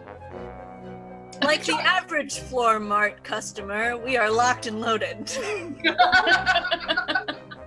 I pull out my 45 that was in the back, the waistband of my jeans in the back, and I switch off the safety. So we're all ready. These people are not moving towards you aggressively. They're just coming at you in a very large group. And actually, Liz, you recognize those 2 teenage girls from earlier as part of this group. I was talking to them before. They were looking at me, and they told me that smoking was going to kill me. Oh yeah, them too. Yeah, I don't reckon. Do you think if we talk to them, they'll stop walking? Maybe if we just explain? I think maybe somebody drugged them or Hey, something. sweetheart, why don't you do that? That sounds like you're closer to their age. They'll probably listen to someone younger like them. So I'll get up off the floor and kind of concealing the gun behind my back so I don't look incredibly intimidating. And I just kind of wave at them and go, "Hey, everything's fine here." And a dozen pairs of eyes all turn to look at you simultaneously. Okay, Like that. that's not. See? We're just See? gonna That's what I'm talking about. We're just gonna go. We're gonna leave you alone. And we're just gonna, we're gonna leave. And I'm starting to edge backwards. And you hear a chorus of voices in your head. I just say, "Must come with us." Nah. No. No, I think we're just gonna respectfully bow out of whatever fun thing that you guys are setting up to do. I'm gonna take my chances with the tornado. At that moment, you hear the wind pick up on the roof. I'm still gonna take my chances with the tornado. Trinity, while you're looking very closely at this group, can you roll intelligence for me? Okay, cool. Can do that. Okay. And you are putting together literally every employee that is in this group is wearing one of those blue vests. And you realize none of the management people, none of the kind of stockroom people that don't normally wear the vests are in this group. John doesn't wear one of these vests, and while he's an employee, he seems perfectly fine. And there's something weird about them. Are they tightening? Are they moving? What is going on with this fabric? Okay, that's weird. So I'm gonna kind of look over at Liz, who seems to know the most about the occult, and I'm gonna be like, "Hey, psst, Liz, you ever heard of a mind possessing vest? Maybe?" And I kind of just point at the ones in front of me, and I'm like, "They're all wearing the vest. John's not." Do I know anything about a mind-possessing vest in my adventures across the United States? Trying to find what killed my wife with my daughters Samantha and Deanna? Roll luck for me. Let's see if you have come across something like this. Luck, okay. Luck. We'll see. Oh no. You have not come across something just like this before, but as a boon from the keeper, I will give you the benefit that you're putting together that you have seen some of these particular runes on the floor be used in a cult that is also known for mind control. in a hive mind specifically. I'm going to just sort of look at the others real quick and say, I think we should say in a low voice, I think we should start moving toward the back. I'm going to try to hold them off or just distract them just for a minute. And I think we should start. I think we should try to get the vests off of them. Point. Well, I think I have seen some of these runes before. It was back in '98. It was with another cult. It had something to do with mind control. This is something to do with mind control. Well, figure out what you're going to do. While this is going on, if you wouldn't mind, help me out just real quick while I'm talking to them. Load that, would you? I say, pointing at the shotgun that's in there, and I pick up the pitchfork. I do not wield it violently, just sort of casually, and Stumming in the I'm shells. going to move out in front of everybody else a little bit so that the people in vests are more focused on me a little bit. And I said, and I just sort of look and I say, howdy, folks. We're just going to be, as we're trying to figure out some things, we're getting ready for the sacrifice, so everything's going to go exactly as planned. We just need to make sure that we got everything in place so you get the most out of it. So if you just give us a few moments, we're gonna make sure everything happens exactly as it's supposed to, and the sacrifice goes exactly as it needs to. And I'm trying to fast talk them, basically. Okay. Sure, try it. This is why he has his own I channel. will say you now have 12 pairs of eyes staring at you. I'm aware. Yeah. Oh, yeah. Okay, that's not good. I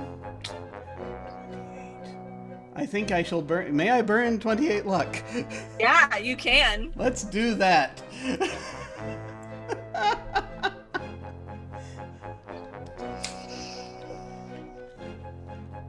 So I do that. And they stop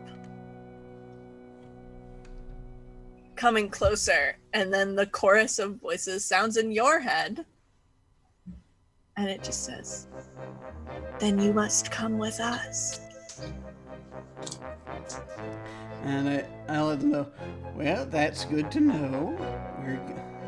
And he says, and now he's hearing this voice in his head. I'm just like, that's good to know.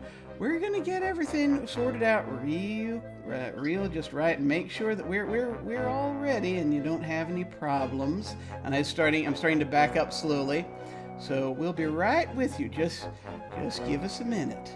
Just give us a minute. So I'm just sort of heading back, clutching the pitchfork defensively. We're gonna hold out the shotgun that has been loaded with shells. I just kind of reach back and I'm like, they're talking in my head. We need to move. Yeah. Important question. How is everyone arranged and who is looking where? Is everyone kind of focused on this group of people? Yeah. Yep. I would say I'm right behind Jeb. I'm trying to come up with a way that I could get the vests off of these poor people. So I'm kind of looking around for ideas at this point while Jeb is kind of out in front. Once the employees have stopped looking at Wayne, he's just slowly edging further away from the group because the people are still being spooky. Wayne, roll a listen check. Trinity, you noticed that in Jeb's gardening basket there are a set of shears. All right. Do I get to hear man. ever again? No, poor boy. And you feel yourself stumble as you back up into another blue vested employee that is coming up behind you, and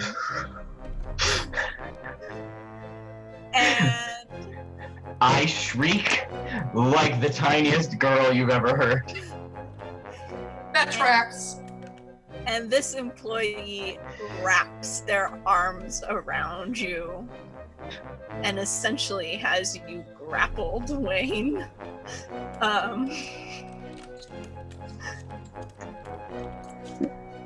What do we do? Okay. Wayne has shrieked like a little girl, and there is absolutely no way you wouldn't have heard it. Okay. I'm gonna grab the shears and kind of tuck my handgun back into my purse. Well, no, you're gonna have these like the big garden shears, right? Kind of like yeah, like a two-handed wield. Yeah. Okay, I'm gonna tuck my gun away, I guess, maybe like into my waistband or somewhere where it's easily accessible, and then grab the shears. I'm gonna regret this later, but I am gonna try to help Wayne by like using the shears to cut the vest off of the person who's grabbing him. Okay, so there are only like there are a few other employees behind you. It's not just the singular person, but it's not like this big group of a dozen that's in front of you. So I'll say that you can kind of get up, and this employee, their arms are wrapped around Wayne. There is absolutely no way for them to get through or to be able to do anything to you except like hip check you, basically. And let's see. Roll dex for me to see if you can maneuver these shears around this vest. Yeah, it's not gonna be great, but all right, let's try it. Yeah. Oh, that's so close though. Yeah, I'm gonna go ahead and can I spend the 7 luck to make that a success? Mm-hmm. Okay. Yeah, I'm gonna do that. And Jeb, Wayne, while you're kind of screaming and struggling against this, what I'm guessing in order to get their arms around you is probably a fairly large man. Roll sanity for me to see how well your drunken self is handling this. Oh God, yeah, he's drunk. Okay, so you only liquid courage. You only take 1 point of sanity loss. The dice have been nice tonight. And Trinity, you're able to kind of get these shears under this vest, and these shears should be able to go through fabric like nobody's business, right? It should just be one snip and done, but you actually have to fight through whatever this vest is made out of. And you manage to get it off. And the second the vest starts to pull apart, this person that has their arms wrapped around you, Wayne, collapses onto the ground, looking very much like the passed out people you had seen before. And the group is getting closer. I'm gonna like kind of pull Wayne behind me since I have the shears, and then just like brandish the shears, like next one who comes in gets it. And they pause, they stop for a moment, and they just start coming in closer. Both the 2 people left behind you and the dozen coming from front. And I will say, Jeb, Liz, and John, this group in front is steps away from being on top of you. Let's go. And I'm gonna start backing up and with my eye on them in front of me.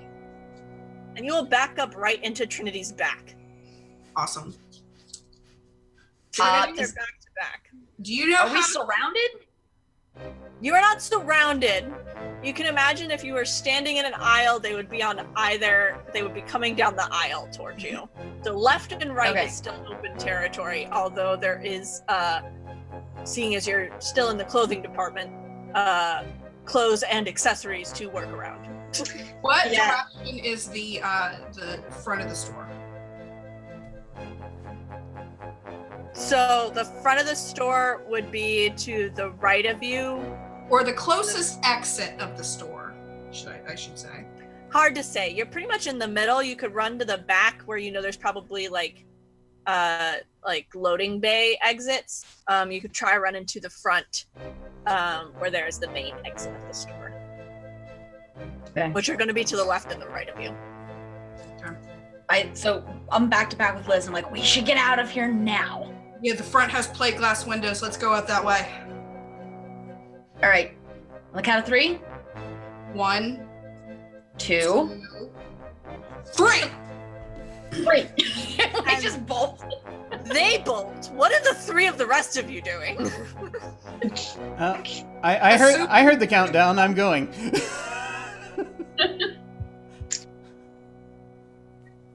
John took off long before this. He's not dealing with this. No. He's done. I would go with them. They counted down and started running. And I'm already terrified. And as you all begin to bust through this store, Liz and Jeb, roll another powers check for Oh me. boy. Here we go. Oh, damn. Just got under. And both of you still maintain the your own thought processes, but you do feel yourself slowing physically. You feel tired. You feel worn. You can't move as fast as you normally would, and you are falling behind. Ah, it was the cheese. And you are getting sleepy. It was that okay value cheese, man. Well. What section are we in? Now you're probably in accessories, shoes, Okay. belts, jewelry. You can see the cash registers in front of you.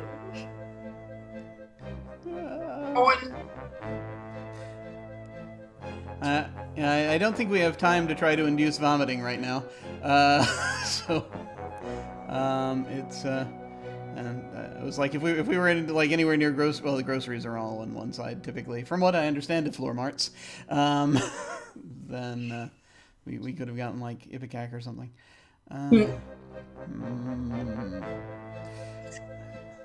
Belts. I like turn when I see you guys slowing down. I'm like, come on, faster!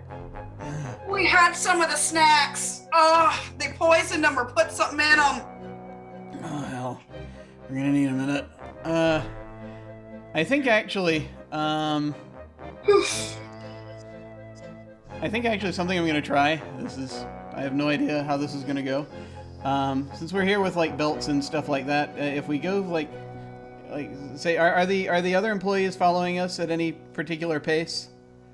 They are following. They are moving at a standard walking pace. Okay.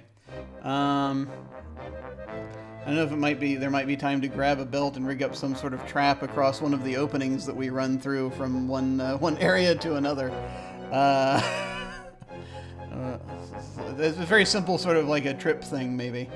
Or we could just start throwing stuff in our path. Near the floor. Yeah. I was just saying, like, find like marbles or something and just drop them behind us. Yeah. Actually, it's if we're in accessories, there probably is something that's either necklaces or things that are made of many small objects. Yeah, earrings. Earrings. So, I grab a handful of earrings and toss them on the floor. Yeah, just like get a turnstile of them out and just. Throw down all the earrings. They're like caltrops. Behind us as we're going.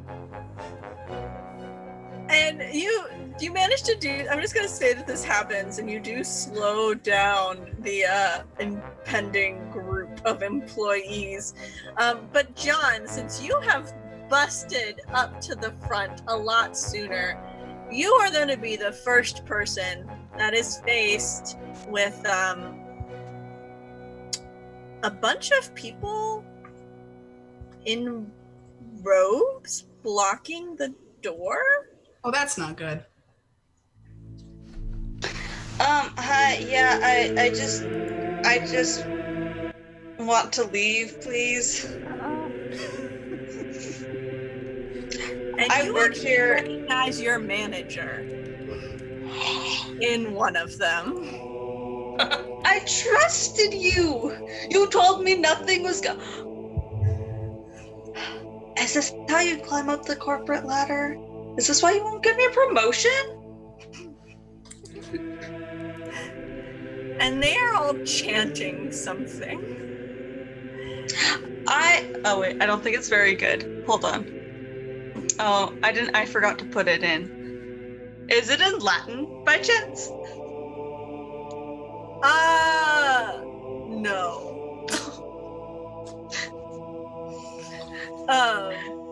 I was so close to being able to use my language that I think I have like a 1 in. But still. There's literally no way to succeed with that.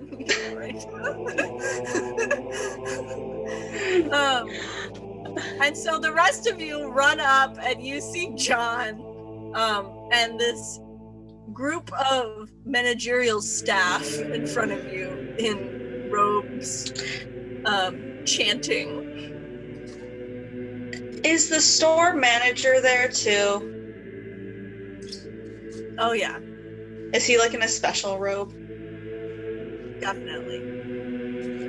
What would the store manager's special robe look like? You said they were all in white robes? Like, I feel like he would... What?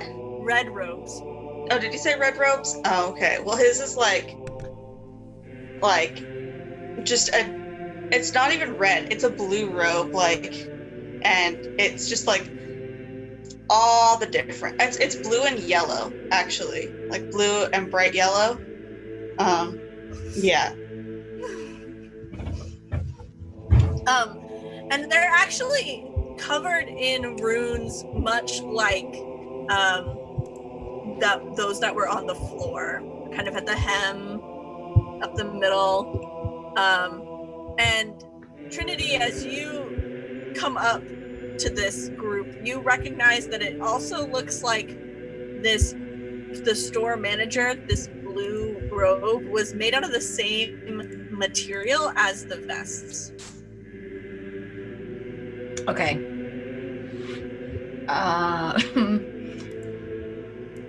I guess I come to like a stop next to John, since John's like facing them all down. And I say, hey, can you tell your boss to let us out? Oh, that's such a great idea. I wish I had thought of that myself. Listen, I don't need your attitude. There's a bunch of people chasing us. I mean, like, you really think they're gonna let us out? I already did. I asked for a promotion too, and he didn't give it to me either.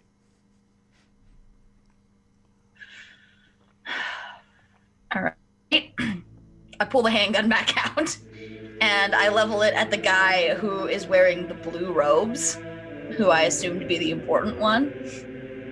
And I say, get out of the way. We're leaving.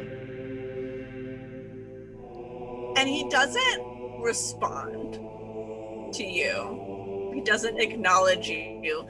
Although I will say, John, your manager is looking at you now, laughing. Is he like laughing like maniacally, or is he laughing at me? At you. How rude. What? So this is where we're at. We have robed managerial staff to the front, blocking the door. We have vested general staff coming in from behind. And if you turn to your right, it's almost, you can see off to one side more people in vests carrying other patrons up to the front of the store, and Wayne, you would recognize that several of these people were the people that had been previously passed out.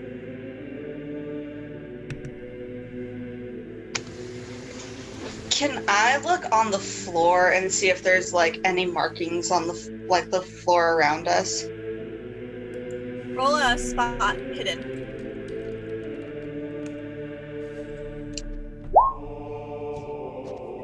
And you immediately see that off to the right of you is this very elaborate drawing on the floor of runes in a big circle. Maybe it's a pentagram in the middle. It's creepy and culty at best. I'm gonna go and be like, hey guys, look at this. And I'm gonna take off my vest. I'm gonna like try to start like rubbing it off.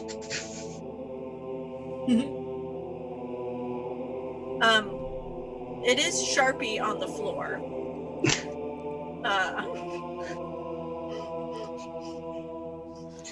Where's my cleaner when I need it? Go. Whilst this is going on, I'm going to take a moment, although it seems as though hard to know if we have a moment or not, but there's a lot going on, and perhaps their attention might be divided.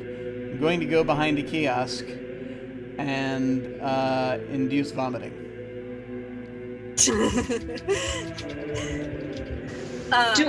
Do I see him go behind the kiosk?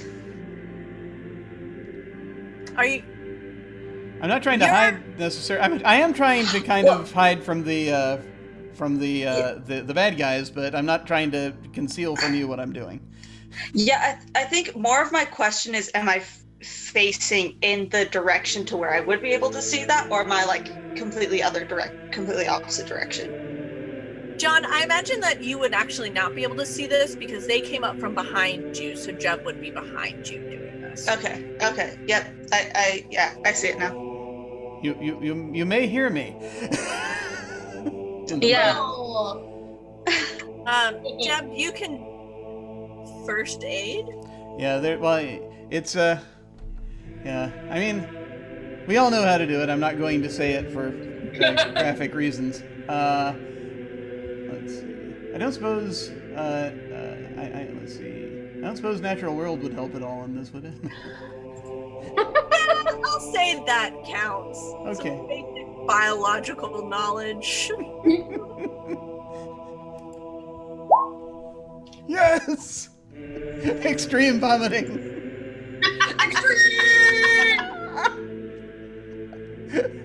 And because it's extreme, everybody hears the projectile. Johnson's gonna be like, hey, grab some cleaner, man. Throw it over. Okay. Yeah, hang on a sec. Do we hear? So I hear him doing that, right? Once he does that, I actually would like to try that too on myself. Probably a smart move. I do have 75 in first aid. Yeah, use first aid. Yeah. Cool. Success! And you are able to find a much more quiet corner to puke in.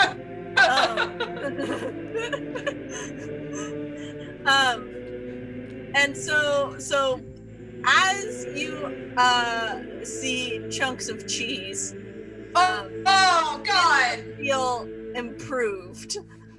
You're not quite so sleepy anymore. Kind of wearing off. Puke and rally. Come on. You got this. I think Wayne's drunk enough that all these people puking causes him to puke involuntarily. It's like when one person does it, it's just like a chain. Yep. He's just like, what? Yeah, Trinity has to swallow her gag reflex at the front. still holding the gun on the cult leader. So I go, when did I just have corn?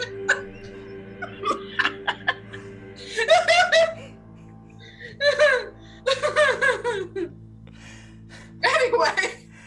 Yeah. When I'm done with that, I'm going to look up and behind one of the counters and start looking for whatever cleaner type thing John was asking for.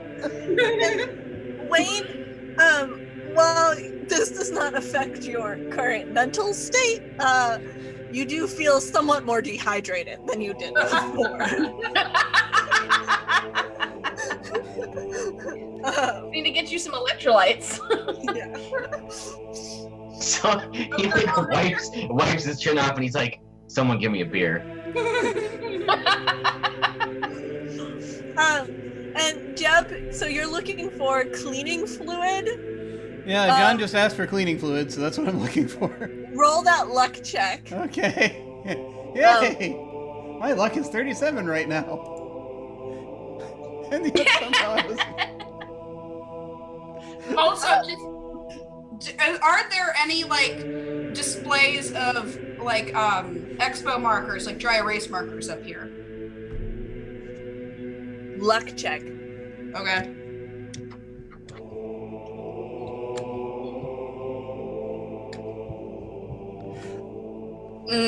Oh no! Oh no! Hard no.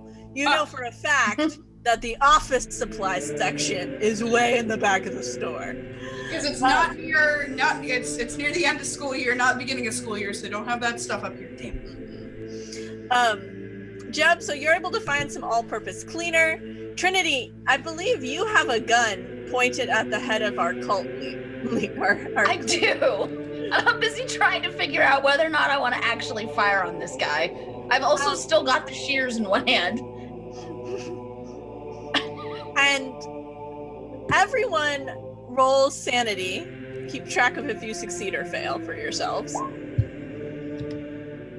As you all hear in your heads, this time a solitary voice.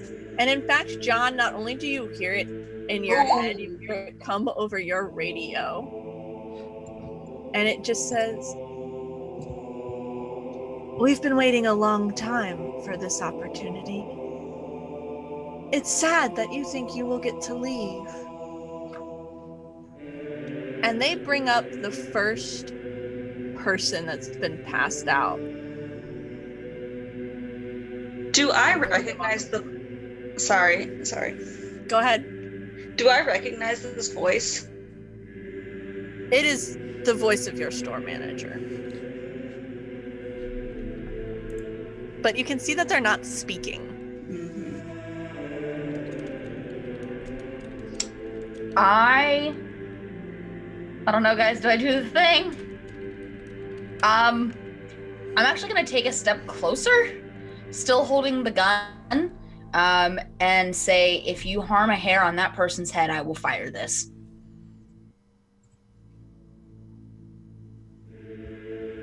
Let me just say, hold on one second. Anyone who failed takes 8 points of sanity loss. Hey, Kelly, that's a fifth of my. That's over a fifth of mine.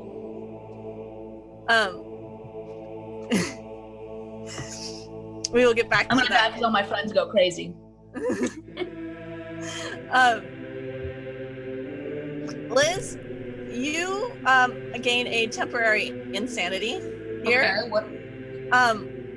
The chanting itself is freaking you out. It's the sound, the noise. You want to get the sounds to stop. Oh God. John, you are now terrified of your store manager, where before you just thought they were kind of a jerk. Now this person scares you. I'm gonna start shooting. I'm gonna shoot at the people who the fanciest robe. You're just gonna fire before they respond to Trinity? Yeah. Yep. I am. Okay. And you're gonna fire at Fancy Robe? I'm gonna fire fancy robe. Yes. Okay, roll for it. Let's see what your aim is like.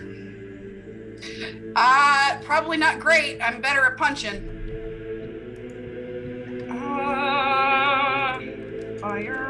Firearm. Does whatever a fire can. And I just put under 45 automatic. Mm-hmm. You can just roll the firearms handgun if you want. The firearms HP. Yeah. I mean, you fire it, but it like hits like there's like cash registers or something in the way, and it like you hear like a ding as it like bounces off a cash register and the drawer opens or something instead. And then when that happens, I jump a little bit and then I like recover quickly and I look at the guy I'm facing and I go, that was a warning shot. Roll like intimidate. Or yeah, I'm not good at this, but we'll try it.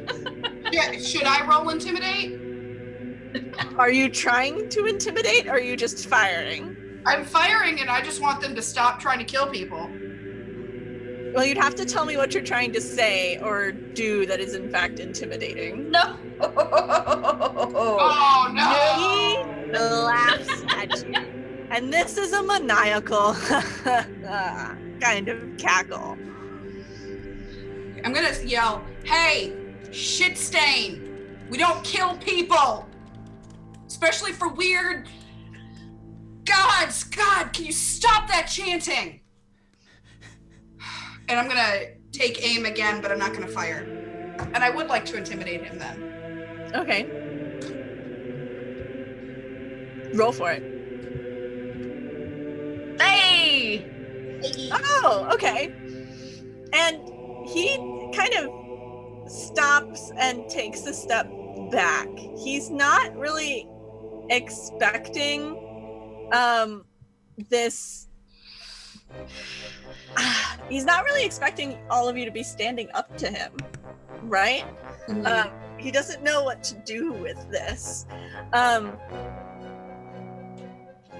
Wayne, John, Jeb, what are you guys doing? Let's see. After I handed John the cleaning Cleaner? tool. Yes, Yeah. those words, Jim. Use your words. After I do that, then I'm just going to just turn back around and just get the just turn the shotgun and be like, you know, it's been a while since I fired one of these things. I might end up hurting somebody. I really recommend you back off. Who knows what could happen? I think, you know, right now, the last thing you want in this place is random factors. You should really just let us go right now. John, what are you doing? So now that John has the cleaner, he's going back to that circle, and he's trying to clean it up again. He's still doing his job. Yeah. See a spill, clean a spill. He was trained real well, even though he works in the pharmacy. Conditioning. Yeah. And you notice as you begin starting to wipe this thing away, the people in the blue vests, a few of them start to like, Oh my gosh, you guys, you gotta wipe away the stuff. Wipe it away. and what are you doing? I'm gonna try and get the shears from Trinity, but then I take the shears and I go to the stuff on the floor that John's trying to clean, and instead of cleaning, I'm like hitting the shears against it, trying to physically damage the markings. Roll strength to see if you can break through the floor tiles, I guess. Well, like I'm just trying to like scratch it up. Like I'm not trying to like break it up. Yeah. Okay. And as you begin to assist a few more of these vested people start to like shaking things off. And in fact, one of the groups that's actually carrying an unconscious person drops that person pretty hard on the floor. What? Well, I say they weren't as they should have been. So actually, seeing that, John's gonna get up and immediately try to administer first aid. Okay, and try and go and stop with the cleaning and start with the assisting. Mm-hmm. Can you roll first aid for me? I can. Maybe. Oh my gosh. Are you gonna? There we go. Oh. Nice. Oh, damn. I do all the first aids. I do the first aid, the second aid, the third aid. And you are able to make this person feel a little bit better. Basically, like you can tell that like they got a good conk on the head, that they might have a concussion. You're able to make them comfortable. Nothing's broken, but they're still asleep. They don't wake up? No. Okay, well, at least, okay, I'm just gonna go back now. Actually, is there a cart around me? Yeah, sure. This would be much faster in a cart, so I hop in the cart and I go. Go where? Back to the circle. It's just a lot quicker to go back and forth. Transportation. It's probably like a 20-foot. Yeah, no, I still do it. It's on brand. Never know. Roll Dex, I guess, to see how well you steer this cart. I will laugh so hard if you careen into one of the cultists at the front of the store. That is exactly what happens as you fail. Wait, you're not gonna allow me to spend a luck to succeed? Oh, you can. It's your choice. You can fail and careen into the pile of cultists, or you can. I guess I'll take the fail. And as you careen into this pile of cultists, everyone that is in a blue vest that hasn't quite shaken things off yet starts to come at the group of you. Oh, dear. I'm gonna start throwing punches. And I'm actually going to take a quick bio break and let you all have a moment, meta moment of planning Oh, okay. of how you want to get out of this scenario. To give you a layout, you've got kind of cultists coming from behind and to the right. The right-hand ones have additional slumbering people. You have cult leaders to the front of you, but there are still ways to run. You can run or you can fight. Well, I don't know about y'all, but I am going to start throwing punches. So I Okay, think. so Let's go ahead. well, I was gonna say, I wonder if we could find something acidic to try to eat through the vests. Well, but cleaning up the markings is making the vests not work. So, I mean, we could clean it up. We could, if we had something acidic, but I don't feel like that's something we're gonna get really easily. We'd have to go somewhere else in the store and then come back. But we totally have a shotgun, and shotguns, assuming it's not slug, if it's bird shot, it'll fuck up the floor real fast and fuck up their circle. Oh, that's fair. also, point of order, because I had mentioned it earlier, expo marker, dry erase marker does immediately erase Sharpie as soon as you draw. Would that be around here though? She said it would be at the back of the store. Yeah. I mean, we've kind of got the ability to, as we're sort of working on, we've got a thing that works away the Sharpie, and then also possibly we can shoot the floor. Maybe we should, if we're gonna stand here, we could do the thing where it's like people on the outside defend, people on the inside erase. Yeah, John's gonna be useless in any fight. So keep erasing. Apparently Wayne is too. Yeah. Yeah, I mean, I'm not brilliant at fighting, but I'm I did. Yeah, I have a 75, I think, in Brawl, so I need to be, So you should definitely be erasing. Absolutely. cleaning. Yeah, absolutely. I need to be in middle there, cleaning. Yeah, that's it. Cleaning. I have 40 in handguns, so I can try to defend while the rest of you guys erase as well. All right. Yeah. So yeah, it's. I think what's going to happen is Liz and Trinity and I are going to be defending, whilst John and Wayne are going to be on the inside, trying to do various things to erase the marks. Okay. And they're going to use my. I think they're also going to make use of my shotgun. So I'm going to just be defending with a pitchfork.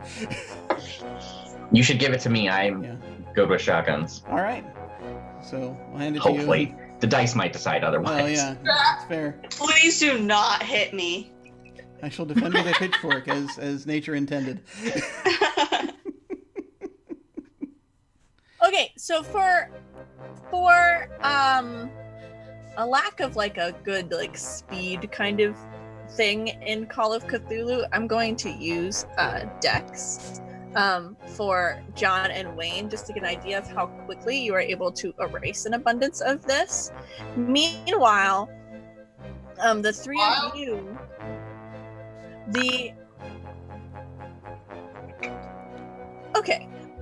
meanwhile, Wait. Can I spend my luck to make it a success? So what is that? 35? Yeah, thank you. I need to do some math. Give me half a second. So you are able to do this fairly quickly, but we're going to focus on the interaction between kind of our cult leaders and Trinity, Liz, and Jeb. So Trinity, Liz, and Jeb, I imagine that you are kind of standing in front of John and Wayne as a buffer. Mm-hmm. Yep. And I'm going to give him more fur. Man in the blue vest, or the blue robe, waves his hand, and the little plastic bars at the checkout counter that are used to like separate like your groceries from the person behind you all lift up and start to fly at you. And you need to roll me dex checks or get pelted by little plastic bars. Oh, man. Okay. Dex checks, you said? Mm-hmm. Okay. No. Oh, it's only 4. I'll spend 4.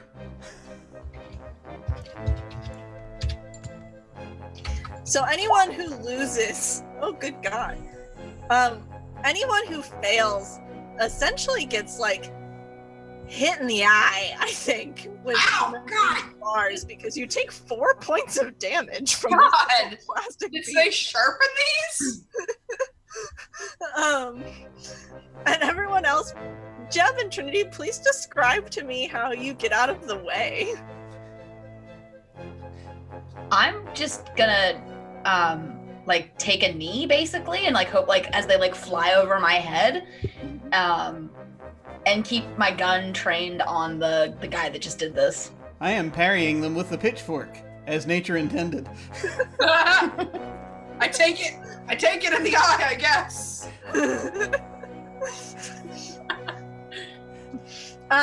And this man in blue does not move forward, but 2 of the other people in the red robes on his sides basically go to lunge at Trinity and Jeb.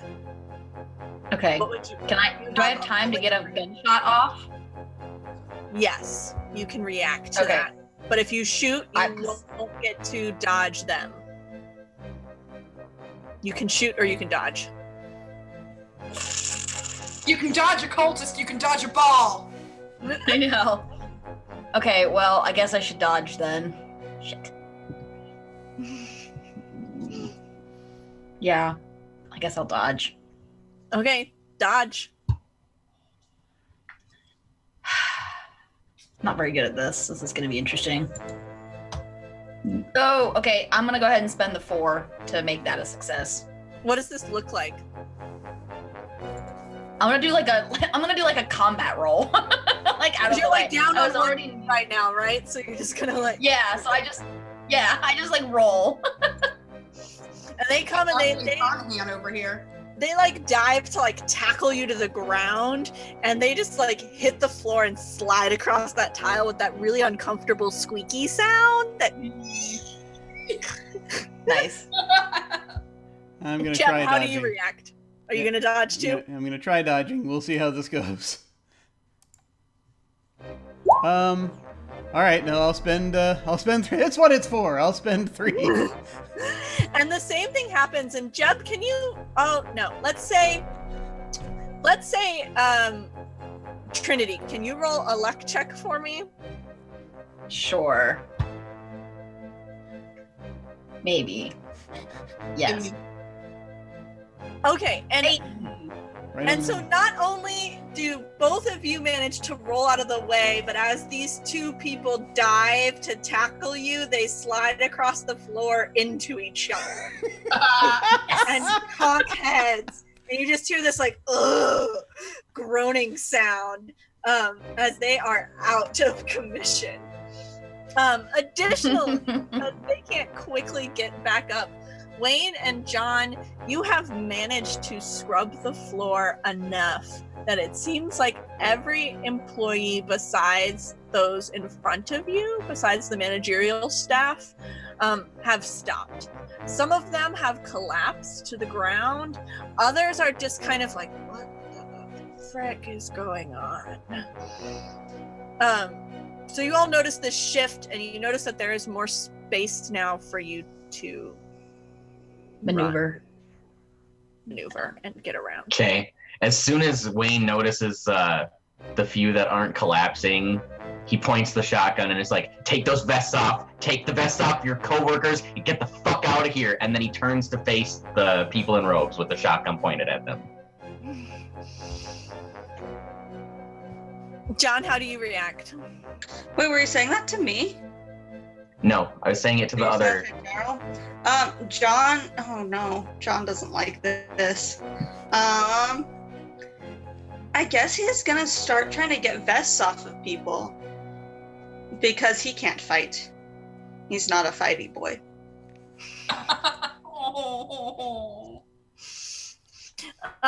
So you go up and you can try to get these vests off, but they're not really coming off. Like you have, like there's no, like it almost looks like the buttons have like disappeared. They're like wrapped really tightly around these people. You would have to cut them off or do something else to get them to fall. Can I try pulling it? Yeah, you would think he would realize this. He doesn't. Could he try pulling it over their like heads? Like it's like pulling it off like a t-shirt instead of a. You can try, but as you like, you realize you would have to really rip this off them, and it might actually hurt them.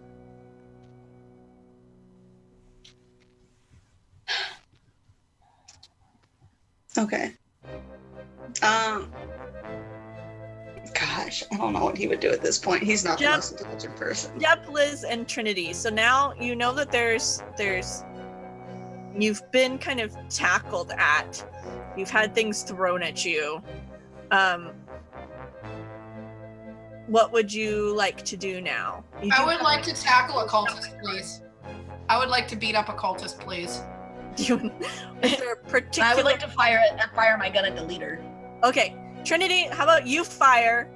Liz, what cultist are you aiming for? I want to go for the leader if I can, but if Trinity has that in hand, I'm just going to try to take out as many as I possibly can. I will help take out cultists also. Just Yeah. trying to knock them out, and I'm gonna try not to use the pointy end of the pitchfork on them, but you know, if it happens, it happens. I have hard success there. Yeah, that is a hard success and a lot of damage. I think that's as high as that damage roll goes. So It is. So we've got a few more managerial staff, and Jeb tackles one of them to the ground. Liz tackles another one as Trinity, right in the middle, fires off this shot that hits this guy square in the chest. Center mass. And he collapses, and he is bleeding profusely. He is not one and done dead, but you know that there is no way in hell this guy is getting back up. One might say that he has like a hit point left. On a scale of 1 to 11. If there was a way to measure it, you might say. And at this point, you hear kind of over the loudspeakers a woman's voice that says like, and it seems, people, that we have been given the all clear on the tornado warning. Feel free to finish your shopping or make your way out to your cars. Is this the same voice? Yes, it was the same. This is not a voice that you were hearing in your heads, but it is the same voice that appeared over the radio to let you know that there was going to have to shut down the store. Okay, so it's not like the store manager's voice. No. Okay. In fact, you may recognize Linda from accounting. Oh, sweet Linda. I'm clocking out and leaving. Oh.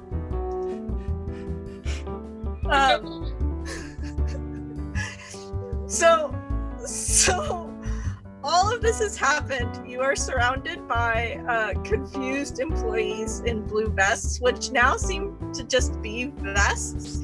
You do have a bleeding man in the front in a blue robe, who you also know is the store manager, and a couple other people in red robes who are now running. They have scattered.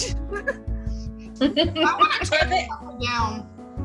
The ones that are scattering, I do want to take a couple down. You don't roll that brawl check for me to see if you are able to knock some people out. We're gonna say on a success you hurt them, on a hard success you knock them out. Hold on, let me see. Let me find it. There we go. Yeah, I'm gonna spend that 8 luck to get a success. Okay, so you at least give somebody a black eye, right? Like, maybe make them a little woozy. And I want to just like pull the one that I got to the front, and then look at someone and go, I can't be here when the cops get here. You know, I got a couple warrants, maybe felonies. But if one of y'all want to call the police and keep these guys here, I think that would be the good idea. Wayne's already on his phone. As soon as the emergency was called off and everything sort of started returning to normal, except for, the stuff on the floor and the body, and he's just like, yeah, we're gonna, hey, I've got a lot of money. Like, he doesn't actually say that, but it's like he's doing that whole, hey, you're the police, you know who I am. You need to come to this building right now. Don't worry, Miss Lily. I'll have a nice chat with him. I think we can get it all sorted out. Excellent. You were never here. Trinity goes back to her cart and retrieves the bottle of wine, which she will promptly uncork and chug about a third of, and then goes back to the front to keep her handgun kind of aimed at the one on the ground. Like, he's not getting back up, but she wants to be sure. While Wayne's on the phone getting the police. So yeah, I'm gonna actually go get my shopping cart, which was thankfully already full of groceries and beer and shotguns. And I'm gonna wheel it back up and gonna be like, we solved this for them. I think the least they could do was let me walk out with these. And there's some employee in a blue vest who was one of the employees that just dropped someone on the floor. By the way, the other patrons of the store are starting to come too. Mm-hmm. And they just look at you and they're just like, go, just go.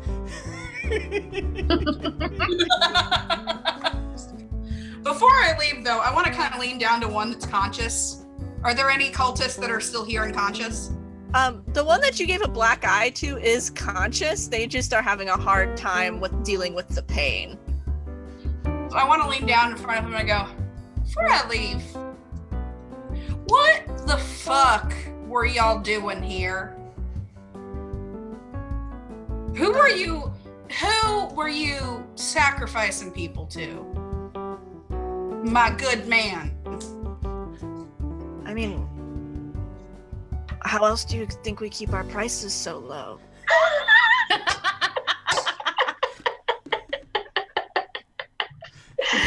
Oh my god.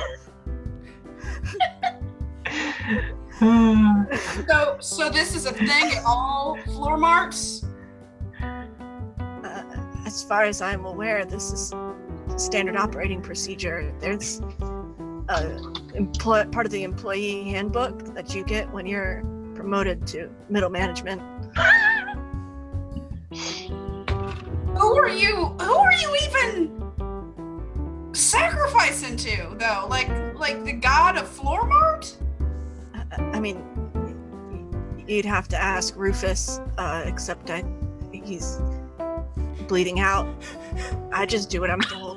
Middle management, not upper management. Yeah, I get it. You're going to prison, or not. I don't know how far up the government. I'm sure it goes way up far in the government. I'm gonna slap him on the cheek a couple times. Stay safe. And you hear the sirens coming outside. Oh, that's my cue. I'm gonna go. I got priors. Bye, y'all. And I'm going to scoot out with my little cart up to my car. I imagine, John, you actually are already in your car, probably by the time the police arrive. And I'd like to go around, and I have a question, I think, for each of us to kind of epilogue out. And I'll start with John. Do you go back to your job at Floor Mart? Oh, absolutely not. When he went into his car, he took off his vest and just threw it down. Like, he never, told them that he quit or anything. He just never showed up again. Doesn't show back up to work the next day. Yeah.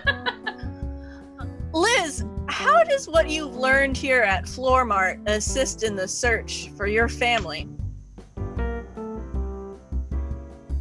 I want you to envision somewhere a motel room with a wall covered in pictures and string, and in the middle a picture of her and her wife, and then question marks and pictures of floor marts everywhere, and pictures of the symbols and everything, because what we learn as the camera pans out is she was an employee at Floor Marts.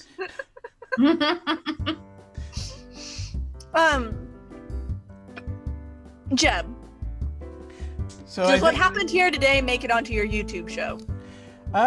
In a way, Jeb understands that there are certain things that need to be kept kind of quiet about this to keep people from panicking.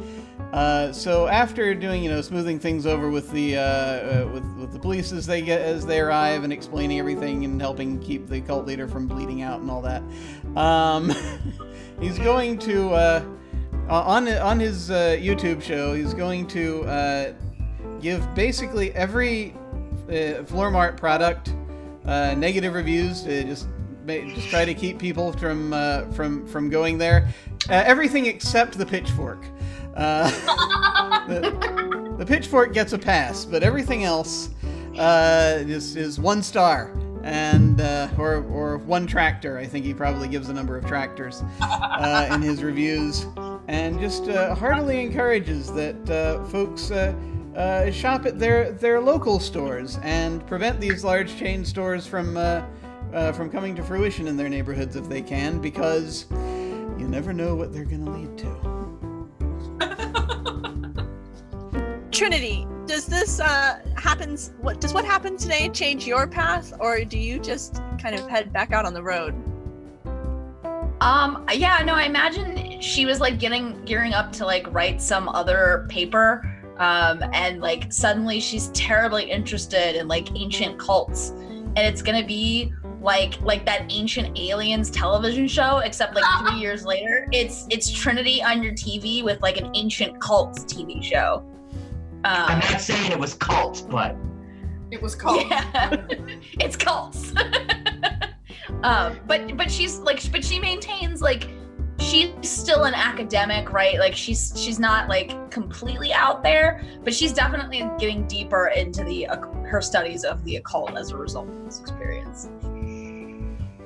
And Wayne, did this all actually happen, or were you just real drunk?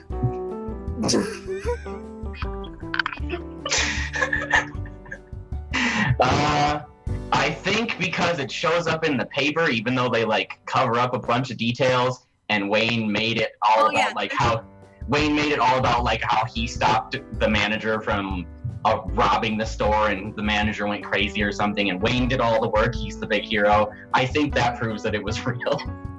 Oh yeah, in the papers, this is the story about a store manager with a bad work-life balance who finally snaps, right? Yep. And it was lucky that the local billionaire was there to stop him. Are you going to take to fighting crime now?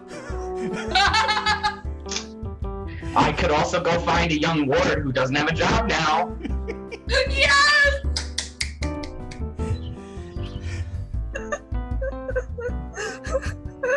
This is the best knockoff universe ever.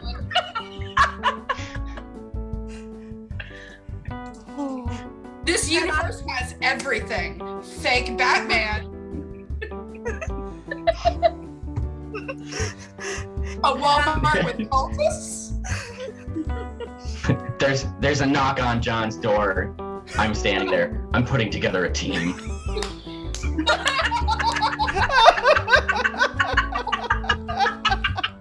Yes!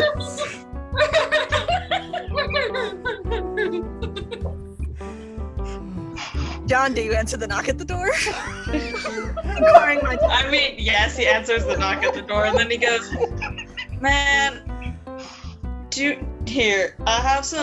hold on." And he like closes the door, goes into his medicine cabinet, and like grabs some anti-hallucinatory drugs, and goes back out and is like, "Here, man, just take a couple of those." And on that note, I guess, on hallucinatory drugs, I'm gonna pass it back over to Jim.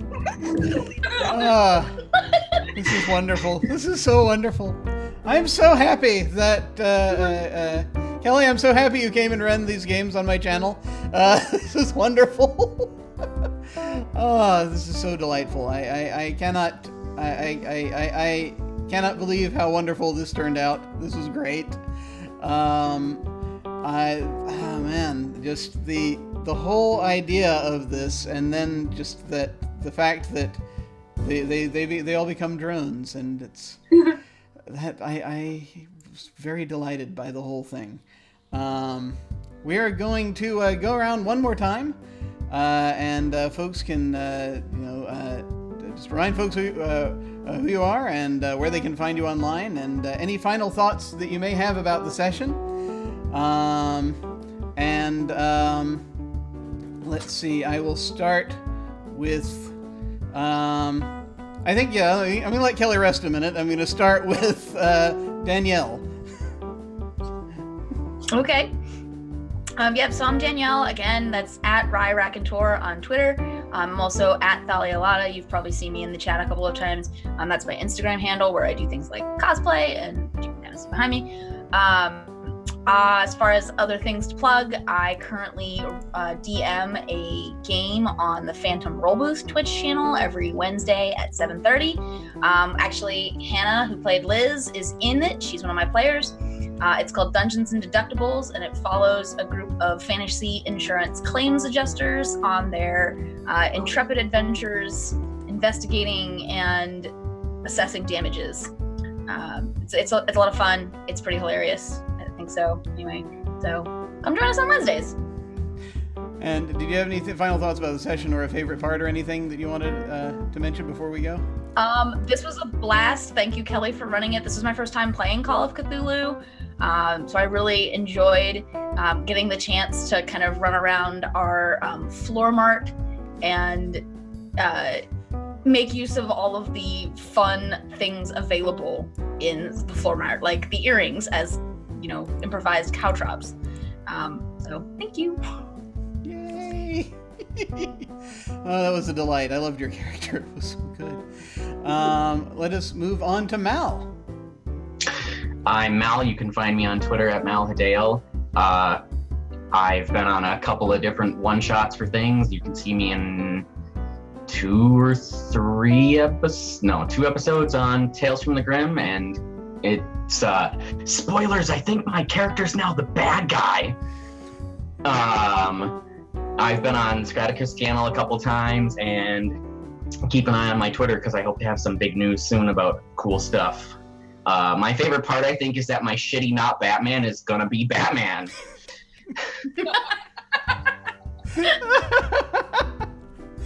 Yes. Now is the time that I reveal that a good portion of the inspiration for the character I played today was taken from a Batman villain who appeared only on the animated series. But these things happen. Somehow we're gonna be arch nemesis. Yeah, that's how it's gonna work out. Never come by the farm, you might not survive. We're going to know. Who knows what occult things we learned in the store. He's growing his crops really big and strangely now.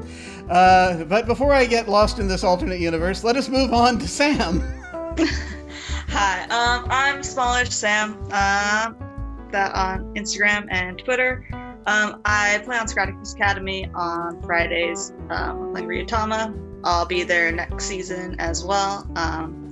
So just, I don't know, whenever that goes up. I loved, as somebody in chat put it, Shelly's chef kiss at the end.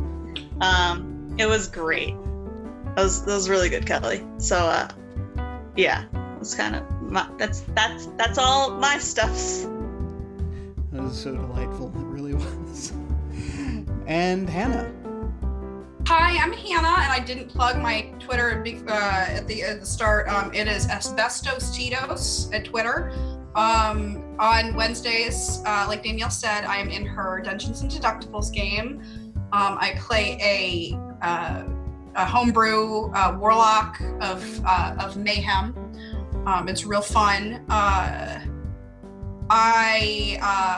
I'm also at Miss Murphy at Instagram. I do historic preservation, so I post a lot of cool rural exploration, urban exploration pics, and that's about it for me. My Twitter is just basically yelling about tabletop and historic preservation. So that's about it. Oh, and my favorite part tonight was the very tired, very good boy who was deeply relatable because yes, everyone has worked that retail job where you're like, you know what, I'm done. I'm out, and I deeply relate to that. So I hope you all.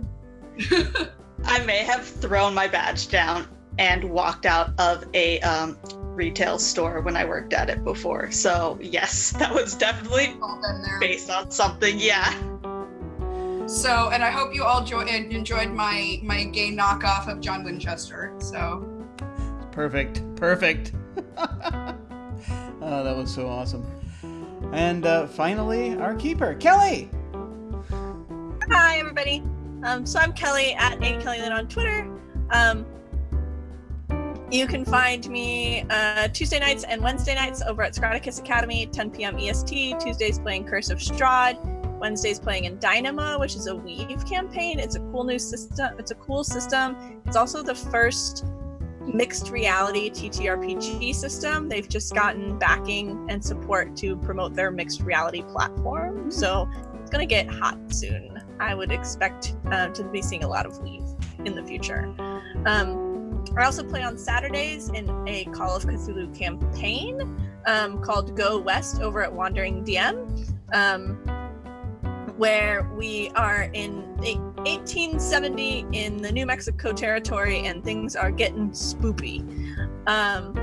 highly recommend all of those shows, obviously, because I'm on them. My favorite part today,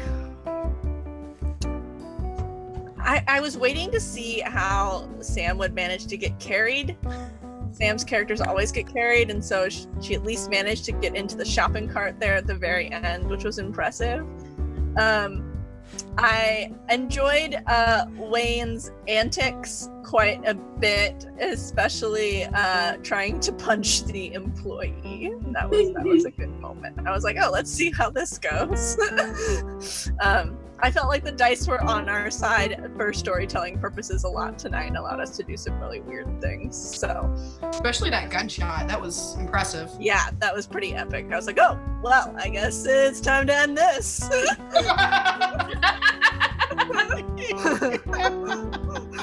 This is twice in 2 weeks my character has broken a final encounter. My final encounters get broken a lot by people. I think it's just part of the shtick of GMing.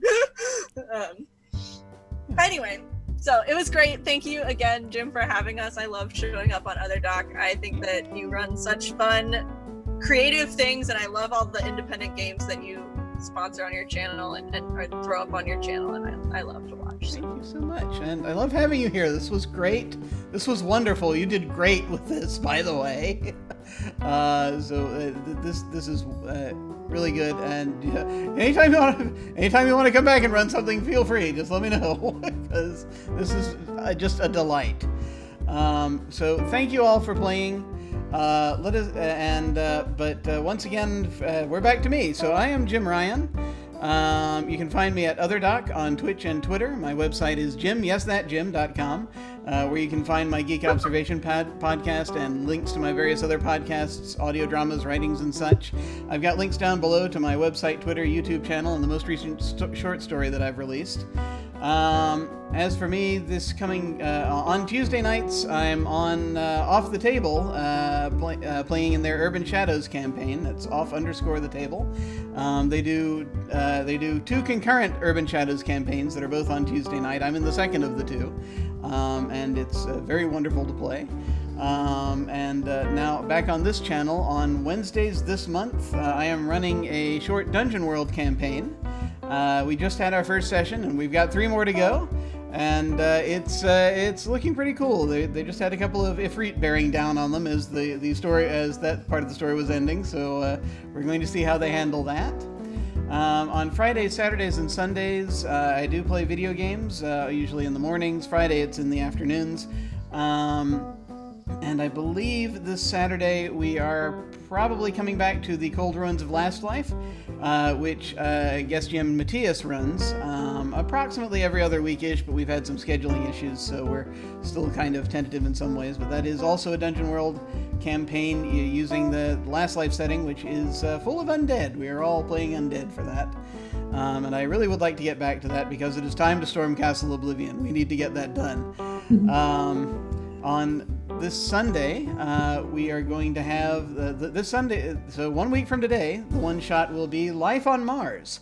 That is another GM-less game that is about the first man mission to Mars and the ways in which that mission affects the people on it and their relationships with each other. We're going to do a couple of games of that, and the first one of those will be a week from today. I do still have sign-ups open for.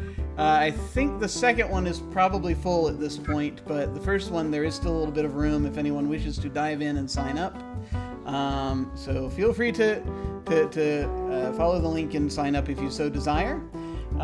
So when we go to the outro, card, the end card, as it were, I'm going to do a raid on Kyle with an N.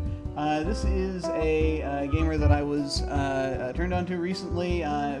She plays in a campaign on Off the Table, and it's delightful to watch do stuff. So I'm going to go ahead and send that raid over. I believe she's playing tablet-style video games right now. She appears to be cooking something right now, or the character in the game appears to be cooking something. So let's go over there and just sort of wave and what have you. But in the meantime, folks, thank you so much for watching. take care, and I will see you all of a sudden. Farewell.